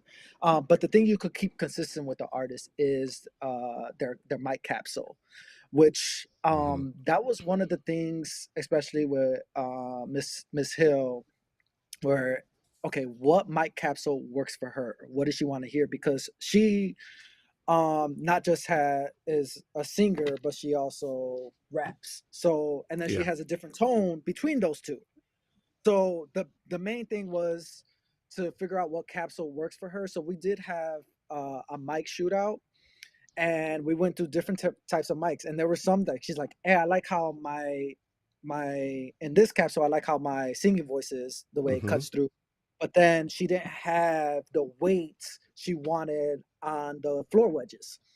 Okay. But what I knew, and you have to know your capsules. I knew what capsule she was gonna land on before she landed on it. I wish Onyx was here so he could like relate Mhm. to that. Because I knew what capsule would work for her in the ears, and also the weight of it from the wedges. Which I'll tell you about. The one she landed on was the DPA 40, the DPA one, the Okay. The 4018, de facto. the de facto, yeah. Yeah. So we landed on that for her, and it cut through good in the ears, and also the weight of it cut through good with the wedges as well. So knowing your gear, knowing what capsule works for, the artist you're working with. With her, obviously she sings and raps, so I had to find out what the middle ground was in that for. Yeah. So no, I think yeah, basically just knowing what your artist does, and study that. I think that's a good point because let's just say, for example, you're not working with an artist that has the budget to afford de factos and those higher end capsules. You, as yourself, as an engineer, I think you need to invest in yourself. Start somewhere. Start with some SE electronic capsules, or some Shure capsules, or something like that, some KSMs or something that you can afford for the time being. Try them out and see how they work, and kind of go from Yeah. there. Especially if you're working with multiple artists, find a capsule that you think Yes. could help bring the sound that you're looking for as an engineer. And then once you tie in with an artist, you can have those conversations um, Yeah. with that particular I think artist. I think also to add to what Torres is saying, I think it's I do recognize that a lot of people on this hangout are not from North America, so I do say this with a grain of salt. But if you are in North America, there's like micerentals.com where you can rent a capsule and try different ones, shoot them out. But I think you also have to be flexible, and it's a collaborative effort. I know for us, we can speak about Marley Brothers, for example. It's a collaborative effort between us at Monitors and the front of house guy Veer, where all three of us are sort of going between, and we all have different opinions. A key example of that, like for example, coming into Marley Brothers, we knew what would work on Steven's vocal, we knew what would work on Ziggy, we knew what worked on Damien. But Julian and Kimani were a little bit of we don't know, because we did the least amount of work with them over the years, right? The first capsule we threw on Julian's voice sounded phenomenal, worked. It was a Sennheiser MM445. We used Sennheiser 6000 sticks. Kimani, we went through, it wasn't until maybe week two. I think when we came to Atlanta, we were still trying to figure out capsules when you saw us in Wow, Atlanta. that's close to And the end of the that was tour. week two, yeah, close to the end of the tour. We're still going through. We ended up right back on a Beta 58 capsule Hey. because of because of rejection, stage bleed, how soft he sings. You go through. We tried everything. We tried, and this was again. I kind of deflected to Steve and Veer because Steve had wedges. Same thing Torres is talking about, right? We Hmm. needed to get Kimani's voice loud enough in the wedges and side fills, and still and then Veer was concerned about stage bleed getting into his vocal, because when he's pushing the vocal at front house, what I mean, with a lot of stuff happening on a loud stage. So Hmm. you just got to be willing to try. So you come in, Torres is accurate. What he said about knowing the capsules, knowing your microphones, very important. So we always come in with an idea of what will work and what will work well. But then you have to be flexible in those situations to try different things, because it might not be like we had Kimani on a 445 at first, and it wasn't really cutting it, it Yeah, wasn't really yeah, doing it for us. And honestly, we ended up on a 58 and it was fire. Like his voice nice. sounded like, yeah, but also with me still talking to him during the show in his ear, going, "Hey, give me a little bit more pressure on the microphone. Give me a little bit Hmm. more output." You know what I mean? So it's a constant. It goes back to what I said earlier, constantly fighting to get it better. And thankfully, I know Torres could probably say the same. I've worked with artists who are willing they're always wanting to get better too. So, Absolutely. if we make suggestions on different things we can try, Steven's always open to it. He's always, and he'll tell us, he'll give us feedback. You go, "I don't like that new capsule. I want back my original mic." Hmm. And Hmm. or we try different things all the time. We went away from miking guitar cabinets to using load boxes between the amp and the speaker. He'd come in and say, "I want a microphone," just different things. But you just have to be flexible, but you do have to have a foundation to build on. So you kind of got to have a starting point Yeah, to be able to say, okay, like Israel's recording, we used all SEV7 microphones. A lot of that had to I do like with that. just stage bleed. Like for example, a good Yeah, friend that of thing mine, was very small. yeah, yeah, exactly. And I got a good friend, Kenny Kaiser, who mixes the Killers. And for years, Kenny and I would talk, and he'd say, "Listen, I love these DPA drum mics, but I can't put condenser microphones on my stage. The stage is too loud. Like the Killer stage is literally Mm, 120 dB. my You know what I'm saying?" goodness. So Wow. he's like, "I got to use, like for me, it'd probably work best if I had all 57s. Like I literally can't even think about putting a 2011 up there. He's got, I think for a long time he had a 57 on hi-hat, just because like the stage is so loud. Um, so it's also knowing the right tools for the right job, and that's the thing, in I'm an artist endorser. I'm a member of the DPA Masters Club. I'm artist endorser for JH Audio. But these guys have come to know now, when it comes to Reds, Redz is not gonna blanket suggest something just because he's an artist He's an endorser endorser. for us. Yeah. You understand what I'm saying? Like I am That's facts. always going to use the right tool for the right job, even if it's not a DPA microphone, Nice. Yeah. because I am not going to sacrifice. And I think this is something that, especially in the gospel community, Torres and I have had these conversations. I Yeah. think a lot of people jump to endorse something because a company gives them something free, or they get a Hmm. free jacket, or they go to NAM with a badge that says Roland, right? Whatever the case might be, I'm going to caution everybody against that. Do not let your artist endorser relationships, when you get to that stage, affect your job for the artist. Yeah. Because at the end of the day, if I'm a DPA Masters Club and a DPA capsule is not the right capsule for that artist, guess what? I'm not putting a DPA capsule on the microphone. And That's DPA has facts. to know, DPA has to know this is the dude you're dealing with, right? You know what I'm saying? Like when we Maverick City, we had all these DPA capsules in front of the PA, and the DPA guy came out to a show, and I said, "This is a bad idea." Right? Every night there's 5K sizzling out in the PA. True. We probably should have had SEV7s on these microphones, right? Because so and they go, "Oh, but you are a DPA guy." I am. However, there's instances where DPA may not be the best choice, right? And we have to be true to the craft to be able to recognize those things and say, okay, maybe for this show, a 57 is the Hmm. right capsule. And it ain't Hmm. sexy, but you know what? It's getting the job done. Maybe for this show, it's a 58, right? So to bring all that back to, hey, listen, there's lots of gear out there, lots of sexy gear. Sometimes it might just be, Old the Faithful. tried and tested Right. old The faithful. the the $70 capsule Yeah. over the Yeah, that's it. 800 $1,000 capsule. It just, That's it. like Brett says, using the right That's it. tools for the we Using the have for the right. a job. we have a couple more questions, but I'm gonna make an announcement right now. If you are in Nairobi, Kenya, obviously you've seen me post this online the past couple of days. Burner Boy's front of house engineer and production lead Temidayo Oladehin is going to be in Nairobi, and he's going to be hanging out with us, Advancing Audio Masterclass in person.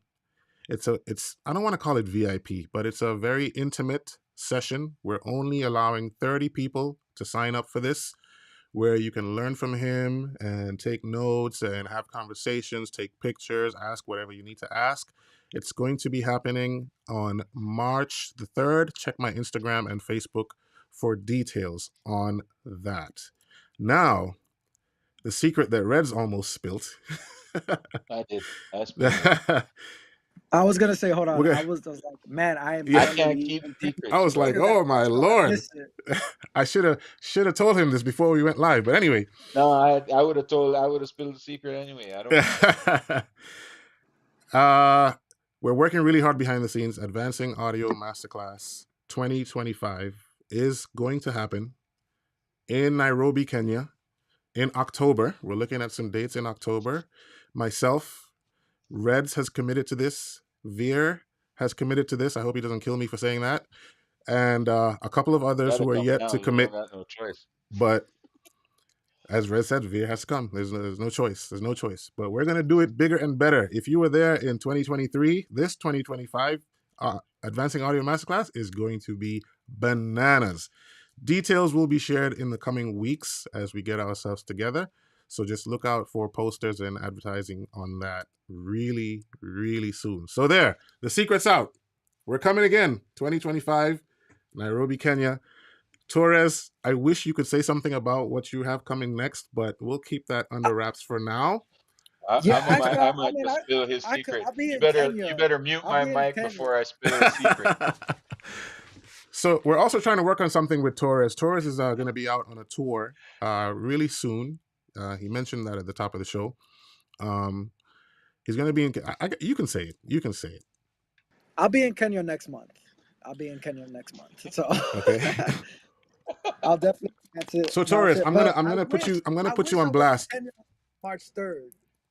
What you I say? wish I was there. I said I wish I could be out Me there too. I'm not even going to be February, there for that man. March 3rd, Yeah, but it's all good. Temideo It's all good. Temideo is a great guy. I think you guys will learn if you're in Nairobi. You got to make sure you're at that. He is incredible, and he's Incredible. mixing one of the biggest shows on the planet. Not Yeah. just from size of venues, but size of inputs. I got a lot of inputs over A there in lot of Burner Boy inputs. Land.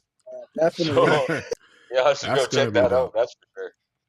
Torres, I'm gonna put you out on a limb on this right quick. So if your schedule allows, when you're on tour with the artists that you're going to be on tour with next month, would you like to do a 3-hour in-person masterclass? Just the same thing that Temidayo is Of doing. course.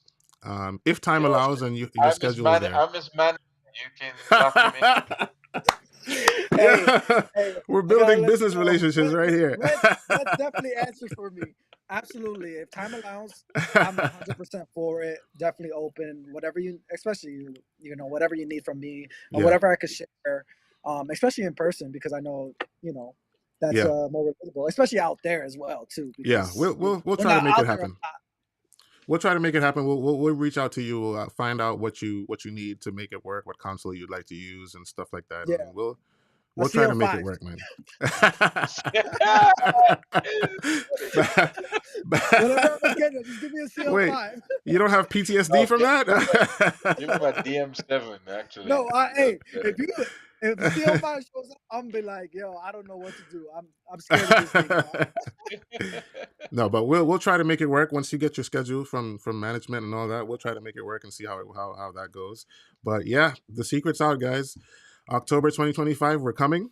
We're working things out. We're looking for sponsorship and all that good stuff. So those of you who are asking questions about bringing it to different countries, that eventually is the plan.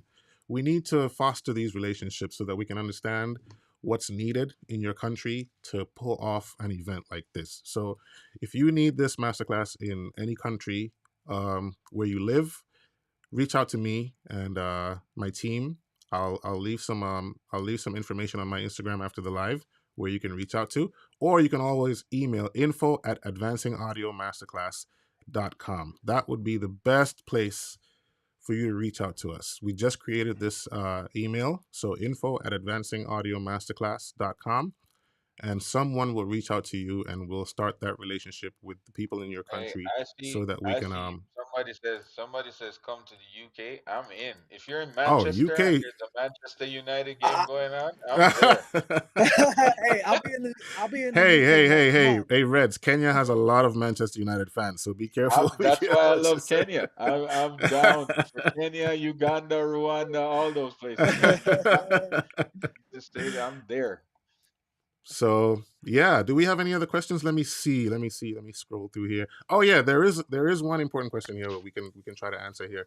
So there's some young guys in Kenya who are asking about transitioning from being a studio engineer into live. That's an interesting question. I came from being a studio engineer. Same here. Same Yeah. here. Same here. I can I answer studied What that. did you do? recording What did you think engineering. about it? Obviously, as a studio engineer, it's a controlled environment. Everything in the studio is controlled. There's no worries about rain, wind, anything, or what gear is gonna be there. You're Yeah. gonna have it. It's gonna be working. It's gonna be fine. Now, transitioning live, you have to be ready for anything that happens, and you have to be quick. So it's like in the studio, you're more like calm, chill. Let me turn on some candles. Let me set a vibe. Yeah. But in a live environment, you got to go in the mindset of anything can happen, and you have to be ready for it. You have to be quick. You have to learn how to problem solve. So going into live, you have to be practice problem solving. Yes. Quickly. That's what I would say. Yes. Like those are the two difference. I agree. I think I could add to that and say that, in the studio, like you said, it's a controlled environment and you're not really dealing with microphones in the control room as you would when you're out at front of house or on stage Right. and dealing with microphones that could feed back into your speakers. So understanding how to EQ and eliminate feedback is a huge difference between the two, because in the studio, you can push 10 dB of 3.5K as much as you want to. I don't know why you'd want to do that, but it's not going to feedback because your microphones are in another room, right? So understanding EQ and how EQ works in the different environments, I think, is really important. Rez, you wanted to say something on that? Sure. I think people with a studio background make the best live engineers, to be honest. Studio people are more particular with mic placement, pay attention to phasing a little bit more, Mm-hmm. than live engineer people that come straight from a live background. So the major difference, this is what I explain to my students all the time. Mixing is baking a cake, right? Yeah. So you got to know the right ingredients and the right amounts of each ingredients to combine to make a great cake, right? The difference between so the mix is always going to be the mix. A good mix is a good mix whether live or in studio. The difference with live is that in the studio once you bake the cake, you send it to somebody else for the treatment. So you send it to Uh-huh. a mastering guy. You send it to a mastering guy to put the finishing touches on and the treatment of the cake, right? In live, you're baking the cake and mastering and dealing with Mm-hmm. the treatment Mm-hmm. because you have a PA, and as Torres said, you have the environment, you have rain, you have wind, right? But it's still two separate things. You're just doing it by yourself. So I tell young guys this all the time. Once your mix is dialed in and locked, this is what we're doing on the Julie Black tour now because we're not traveling with PA. When I bring up virtual sound check in tomorrow's venue, and something isn't translating, I know immediately that the problem's not with the cake, Mm-hmm. the problem's with the oven, Mm. right? The temperature of the oven ain't right. It's not even. It's not, something's malfunctioning with the oven. So my first thought process is to fix the oven, which is the tuning of the PA. If I can't fix deployment because I'm in a venue where it's a fixed deployment rig, then I can't fix deployment. But before I start tearing up my mix to fix what's not translating, I deal with the oven first, Mm. right? So that's a Mm. really easy way to, because if you're baking a cake, no matter how great you are at combining ingredients, as being a baker, if the oven isn't heating evenly, the cake's gonna fall, right? Yeah. Like you're not gonna have a well baked cake. So those are the two sides to it. So even in a live environment, if you have a fantastic mix because you're such a phenomenal mixer, but you don't know how to tune PA and you're not traveling with a systems engineer that tunes the PA for you, you're gonna have to learn how to deal with the oven because if you need to tune that PA to make sure that there's not too much heat or too little heat I refer to as like that 3.15, that 2.5K that's real aggressive on the hearing, Yeah. right? You might want to learn how to deal with that. So I always treat my mix separate from my master chain, right? So I'm looking at on my master chain, I might have some multiband compression, I might have some things going on just to make sure that the temperature, the oven is even so that my mix can translate the way it needs to. So for Mm-hmm. guys looking to go from studio, if you're a solid mixer in the studio, then you just got to learn how to deal with what Torres was talking about: troubleshooting, being fast, dealing with different environments, and then tuning the PA, making sure the oven's even. But you could be a great live sound engineer. I think, as I said, I'll repeat it. Studio guys, I think people with a studio background make better live engineers. I Yeah, love it. I love it. agree, agree. I have a question since everybody's been asking questions. So, as monitor engineers, as we know, it's very important and it depends on the size of the show, how many techs and A2s and patch guys and things like that you have on stage. But let's talk about patch, input lists and patching, and how important that is to the success of the show.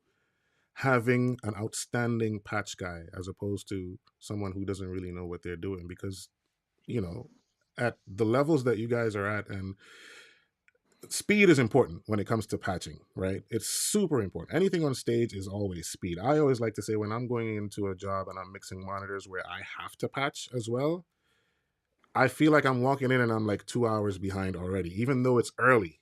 That keeps me on my toes, making sure that the input list is the right input list, first of all, making sure patch is good, making sure patch masters are tied in, and making sure all our ears are in stereo. You never want to assume that the production company has put everything there for you and it's in the right place. So let's just talk about your patch guy, your monitor tech, how important they are to the success of your show as a monitor engineer. That trust is everything, and being detailed. Everything. I think being detailed with making sure they have the right input list, the Mm-hmm. updated one, because and Rex could probably say this as well. Sometimes we're we're just updating that input list, not because we want to, but because things are changing from the artists, musicians, stuff like that. So making sure they have the updated, latest input list is very important to your monitor tech and your patch guy. Hmm. And And also booking making sure agents always have two every versions old. oh Yes. my So yes, every that single is booking always agent the struggle. does not, they're always two versions behind. So It's whatever they send to the promoter, just assume it's wrong. Yeah. and what I like to do is like find out who my patch guy is or who's over that, and then just sending them, hey, this is the latest one. Do you got this one? Can you make sure this is the one that you Hmm. have compared to the other one? And then being very detailed with it. Color coded. Hmm. Hmm. The mics, names of different things. Yeah, just being very detailed with it. A detailed patch list goes a long way. Absolutely. Someone just asked, I think we answered this already, but we could probably just circle back with it. Are there resources that you can recommend to someone who wants to understand the basics of sound engineering? This is just the bare bones basics of sound engineering. What would you say to that? I say often that mix you is the best and the worst thing to happen to live engineering, especially for church. But they do have a really solid program online for people who are starting from scratch. So for basics, mxu.rocks, they Yeah. do have a program you can subscribe and sort of go through the program on demand. So it's It's not funny you're like it's saying that, Redz, tons of because content. they were one of our sponsors last time when we did the masterclass. They gave us some Well, incredible listen, Mixu is discounts. great. You should. they No, Mixed uh view is amazing. no, they're no, give it up for Edwin. we're gonna be So upfront here. But I yeah, do they think gave us a nice I do program think to give our yeah, I students do that think time. once you get into more of the more detailed, like they, a lot of overusage of plugins comes from a lot of what they do in Mixuland. I don't know how different that is now, but Yeah. I've had my differences with what I feel is good information from them. But definitely, I think from scratch, going through basic fundamentals, they have a Yeah. great resource. I recommend that to churches all the time. Um, to take somebody from, hey, this is a microphone, this is an XLR cable, all the way up to how a mixer works, right? And then once you get to that point, I know I have material online on my Patreon, which is more masterclass based mix stuff, and then there's Hmm. lots of stuff available on Digico on YouTube, like we do the Locked Up with the Digico series is incredible. Lots of good engineers on that. Matt Napier, who engineers for Madonna, has done some videos. Ramon Morales, who does Bruno Mars, he's got some stuff on there. So, there's stuff you can find once you get past that basic fundamental level. But I think Mixu is phenomenal for if you're just getting started. Yeah, I Here's think a that's good one. great. Go ahead, Torres. I'll ask the No, question yeah, when you're done. I think that's great. The mix you, and then I personally watched obviously the Locked Up with Yeah. Digico when I Yeah. was getting into Digico boards, and that helped a lot. A lot of stuff on YouTube, but finding the right YouTube videos because there is a lot of videos where it's like, why are you teaching that? Yeah. Yeah, yeah. Again, it goes back to what I said earlier. If you have engineers that you trust, right, and you can go through online and see, people post videos, let's say of a Justin Bieber show that Pooch was mixing, and it sounds phenomenal on the phone. Then it's likely that if it sounds that phenomenal on the phone, it probably sounds great in the room. And so that would be a person I would say, okay, anything that Pooch teaches probably Hmm. holds some weight. Robert Scoville is another one. So you find these Yes. engineers and they have masterclass programs or videos everywhere online where they're teaching. Um, Brad Divins, who mixes Enrique Iglesias, Yeah. has Fix Him to Get Mixing. Like there's a lot of that Yeah. stuff out there. But that's the way I would sort of filter out who I take information or advice from, right? I'm looking for people who show me with your actions, right? There's a Yes. lot, I talk a lot on my social media about how we ascribe credibility nowadays in this social media driven world. A Hmm. lot of the times we assume people have credibility because they have 10,000 followers. right? But Yeah. everyone here knows that social media can be misleading, right? I would rather take advice from somebody who is doing it, right? And who's doing it successfully. And it's the proof is out there, right? You can pull up Bert and Ishmael, used to mix Post Malone, mixes Madonna. The show sounds great. Yeah. That's Kenny Kaiser, right? I got in touch with a lot of these guys because I maybe saw a Madonna show or saw a Post Malone show or saw a show and say, yo, this sounds great. I wonder who's mixing it. That's how I met Kenny Kaiser. That's how we met at NAM. So, oh, I'm Kenny. I mixed for, he was doing a, a, a presentation for SSL. And I'm like, aren't you the guy who mixes the Killers? He's like, yo, yeah. I'm like, I want to be your friend. Wasn't that weird, but you know what I'm saying? It was like I trust his advice because he mixes a great show. Yeah. So the proof is in the pudding. Someone also said they recommend Signal to Noise podcast. Yeah, that's a good one too. Signal to Noise is a good podcast as well. I think Redz is having some issues with his headset there. You good, Redz? I'm good. Okay, There's a whole bunch of white noise in my left ear all of a sudden. that's weird. That's weird. Yeah, I don't know. It's like some noise canceling. Yeah, there's so many resources out there. Nick De La Cruz is doing amazing videos as well. That's Yeah. someone I would love to collaborate with in the future at some point. He's there in Atlanta, bro. You guys should. I Are they gotta not? put you guys I thought they're together. in. Yeah, he is in Atlanta, but I think he's Nick out in is Nick Nashville is in now Atlanta. doing He's in something. Nashville right now Yeah, doing some AES stuff, but he's based yeah. in Hook Atlanta. us up, man. That'll be great. I'd love Definitely. to. I'm gonna connect you guys on text. He's a great guy too. Yeah, Like awesome apart from guy. being knowledgeable and doing great job in the space, he's just a good human. Really good guy. Really good guy. Yeah. Final question before we close the show because we've been on for quite a while now.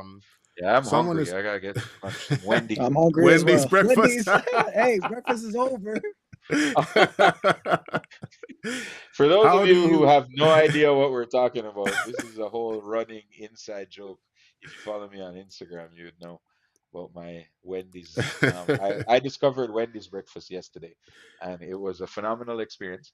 And I was kind of peeved at all my friends who knew that Wendy's breakfast was great, but has never said anything to me, like Anthony Torres, who's Hey, who's now hoarding you the know. secrets. Now you know. I can't say Wendy's breakfast because my sister's probably online and she's training me to be fit and healthy, and she would kill me if I ate any Wendy's breakfast right It's now. no, it's not that bad. Like you can get Cheat day, relatively bro. anyway. Cheat Cheat day. day. I like it. Cheat day. See how my friends are Gotta encouraging eat me? breakfast. All right, final question, guys. This is a pretty simple one. How do you learn? Obviously, you always don't have a system tech, and I don't know how experienced this particular person is, but how do you learn to tune PA? And what are some of the practices that they can use to learn how to tune PA, what to listen for, and things like that? I think where you got to start, like I always say, if you know the fundamentals, then you can manipulate the fundamentals, right? Yeah. So I know I saw Bolu in the comments. He's been following me for a while, so he's probably heard me say Bolu, this a good million guy. times. Yeah. So if you master the fundamentals, then you can manipulate the fundamentals. So what are the fundamentals of PA tuning? Well, it's frequencies. It's Hmm. understanding frequencies and how it impacts the sound of your music, the particular music that you're trying to mix, right? How I mastered back in the day, I didn't have online tone generators. Now you do. You can go on Google and type in 30 hertz and it will play a 30 hertz tone. Yeah. I never had that when I was coming up in, as you can see all this gray hair that I have in my beard.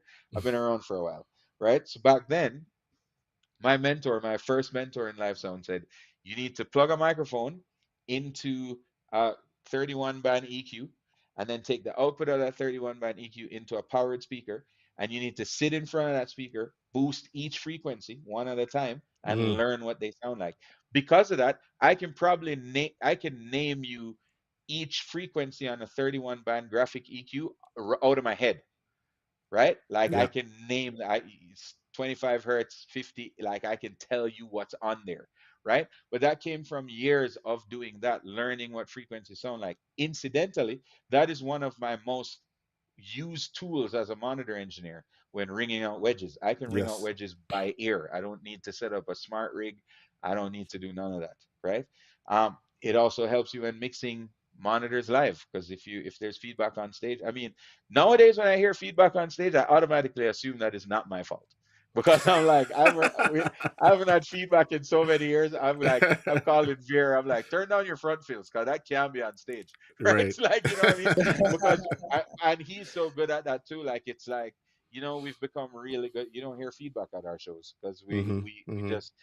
But that's the fundamental. So even with tuning PA, in order to know, you would have to know what too much 400 in your mix does, or what too much 300, or is there too much 1K in my mix, is there too much 2.5. In order for you to find that, to be able to tune the PA, you Mm-hmm. got to know frequencies. And then once you know your frequencies, then basically the easiest way for tuning PA is using a song that you know really well. And it Mm-hmm. doesn't matter, Yes, some definitely. people say, oh, it has to be like lossless audio or this. No, you just Mm-hmm. have to know it really, really well. Yeah. Like a song that you listen to all the time, you know what that song is supposed to sound like. You've likely listened to it on multiple things. So you've listened to it in your AirPods, you listen to it in your car, you listen to it on your system at home, you listen to it in your studio. So you know exactly what that song's supposed to sound like. And then Yep. you can sort of, and a lot of times when I was learning how to tune, I boost something to listen to it and says, yeah, that's the one, and then pull that out, and then you sort of tune the PA to sound so that song sounds like what it's supposed to sound like. That's Yep. kind of level two. And then the final level of tuning is really if you have virtual playback. If you have, now when I'm touring with my own console and virtual sounds, virtual playback and all that, I'm not even playing a pre-recorded song to tune the Mm-hmm. PA, because it doesn't really matter what a pre-recorded song sounds like. It matters what my show sounds like. What your show So sounds now like, yeah. I'm putting up my virtual playback, throwing up my desk with my processing, listening to it, and then tuning the PA to make sure that it's translating. But again, it starts from the fundamentals of first and foremost knowing frequencies and how specific frequencies affect the music and what the music's Yeah, supposed to sound. I mean I that's great. Nothing That's further to great. say from me, Your Honor. That's the whole Uh, Bible I right mean, there. he definitely said it. Especially when it's like knowing what song, you know, you have Mm-hmm. to know the song that you want to tune, and then just practice boosting those frequencies or cutting stuff. And your practice time, just practice it. Yeah. Yeah. Agreed. Last final one, I promise. Plugins. Someone was asking about if you guys use plugins during your mixing process, and how do you usually handle the effects of latency, and how do you compensate for that? I wish Veer was on this one, because the conversations I've had with that guy about, it's just that's just a whole nother. Even Onyx really knows. Golly, Like it's very, Yeah. it's yeah, so calculated the way, and I'm pretty sure Onyx is the same way. It's just that I don't know him very well, but I'm yeah. gonna have those conversations with him. It's Have it so with him because calculated. he's so particular. He's very Gosh, man. particular. He. I Yeah. learned a lot from him as well Yeah. Very. when it comes to I mixing. will say this. I don't want to. I do use plugins. Um, but let me say this, and this will be the only comment I will make on this topic in this forum, until we get into a masterclass and we're talking about how we use plugins. Mm-hmm. If your mix does not sound good without plugins, plugins will not make it sound good. Yes. Right? Facts. So Yes. so if you think you need plugins to so that your mix will sound as good as Onyx or Veer or whoever, then you are already down the wrong path. I would suggest that you focus on mic selection, mic placement, gain staging, and focusing on again, you'll hear me say it a million times, if you master the fundamentals, then you can manipulate the fundamentals. But I would Mm-hmm. suggest you go back and take some time and learn how to build a great mix without any sort of um, plugin assistance. And once you do that, then plugins will help take you to the next level. You can use them to embellish and enhance what you're doing. But if your thought process begins with, because I have people who say all the time, people will comment on videos that we post of Fear's mixes or mine, or, oh, if I had waves and if I had clang and if I had a Digico 338, my mixes would sound great too. I'm like, no, they Mm, wouldn't, because I didn't always have waves, and I didn't always have clang, and I didn't always have a 338, and it sounded great then, which is why I'm in the position where I have all that now, right? I Yeah. had to prove myself when I didn't have all that, right? To get to the point where I can now select the gear that I use on the road, and I can say this is what I want to use for this tour. But I had to get great at mixing first. So that's the only comment I'll make on that. I'm not. I do have the new transform engine from Fourier out on tour with me right now. I like it. I like what it's doing. I like the fact that I don't only have to use Waves plugins. So Mm-hmm. yes, we do use them Mm-hmm. live, but I think you the focus should be to be a great mixer first, and then because if you introduce plugins into your workflow too early, you can really mix yourself into a hole, You'll and mess it can yourself up. really Yeah. sound really bad. Agreed. Because if Waves goes down for some reason and you don't have a redundant rack, you're And it completely screwed. has. You're And it completely screwed. has. It And it does all the has. time. Yes. Mm-hmm. Mm-hmm. Things happen. Yeah, Okay, I think I completely agree with that. You know, like this whole conversation has been, you know, knowing the process and the fundamentals. You yeah, know, yeah, what we said, the main thing was gain staging. It should be your number one thing. So, and a yeah, lot of people skip that step. So yeah. we didn't talk about, hey, get the waves. You know, no, we didn't say Right, that at facts. all. For sure. If you guys wanna watch the behind the scenes of the Molly Brothers tour, there's a playlist on my YouTube channel. There's interviews with Redz, with Veer as well, and Steve Tom, who was the other monitor engineer on that. You'll get to see a little bit of behind the scenes on that show to kind of have a perspective of what we've talked about today. But guys, Torres, Redz, and I'll definitely reach out to Onyx to say thank you for joining me on the first ever online hangout. There'll be many more of these as we lead up Thanks to for now. letting me run in, bro. Now No, that I the secret is appreciate out, now the secret is it. out that we are coming in October to do the actual masterclass. You will start seeing more of these online series as we build up towards that actual masterclass day. And we'll continue pushing this as long as we can, even after the masterclass is over, because we want to build these bridges and relationships with our brothers and sisters out there in different parts of the country. So appreciate you guys so much, everybody Hey, that's big up tuned in. Sound Sisters. Big up Sound Sisters. I'm gonna go Sound find you guys sisters. right now, and I can't wait to meet y'all in person. Hey, Byron, thank you for Yes. doing this. Hey, Yeah, listen, man. thank you, They, Byron. it's not easy to create content. Somebody was asking me the other day, I do Yeah. not have the patience to set up a camera before a show. Like I have so many other things doing, and Yeah. yourself, guys like Nick Dela Cruz, you're filling a void in our industry that guys like Torres and I are super passionate about, Mm, but we don't necessarily have the skill or the patience to create content. So I think you deserve your flowers as well, because without people Absolutely. like you doing this, people can't get the information that they need to get. So thank you yeah. for doing this, and thanks Yeah. for letting me come in like a wrecking ball and take over y'all's chat. But I saw you were Hey talking to man. Torres. I was like, you Thank better you. send me that link. I love it. It's all good. It's Yeah. all good. To We're always piggyback. happy. We're always happy to have you here. I was trying to keep you a secret until we do the actual announcement, but it's out there Yeah. now. So Oh, for To hey, piggyback for off only the people, but that means that everybody that's on this call, if you're in Kenya, if you're close to Kenya, if you have the ability to fly to Kenya, then you better look out for when they make that announcement. Pre-register, support what Byron's doing. Like I said, absolutely. it's needed in the space, but it can't happen unless you guys support, and you can't get better unless you make the investment to learn. So it's a two-way street. Um, 100%. that you got to get involved, be a part of it. I went to a tech conference called Philo. This is now 15 years ago, I think, that Mm, completely changed my life as an audio engineer, changed the trajectory of my career. So I can guarantee you, you get in the room with the right people, it's going to change your life. It's going to push your career forward. It's going to really give you some good perspective. So yeah. yeah, see that you didn't even pay me for that marketing. That was free. Zero. I appreciate it. I'm seeing a lot of Nigerian flags on Instagram, so I I assume love that it. they want us to do this in I'm Nigeria ready. at some Listen, point. I'm ready. You just have that jollof and fufu ready for me, and I'm there. Lagos, we're coming. Yeah, Let's guys. So go. thanks again, man. Thanks everybody for who tuned in to watch. I know we had some issues in the beginning. I mean, we are we are live audio engineers. It's We have no crazy because idea.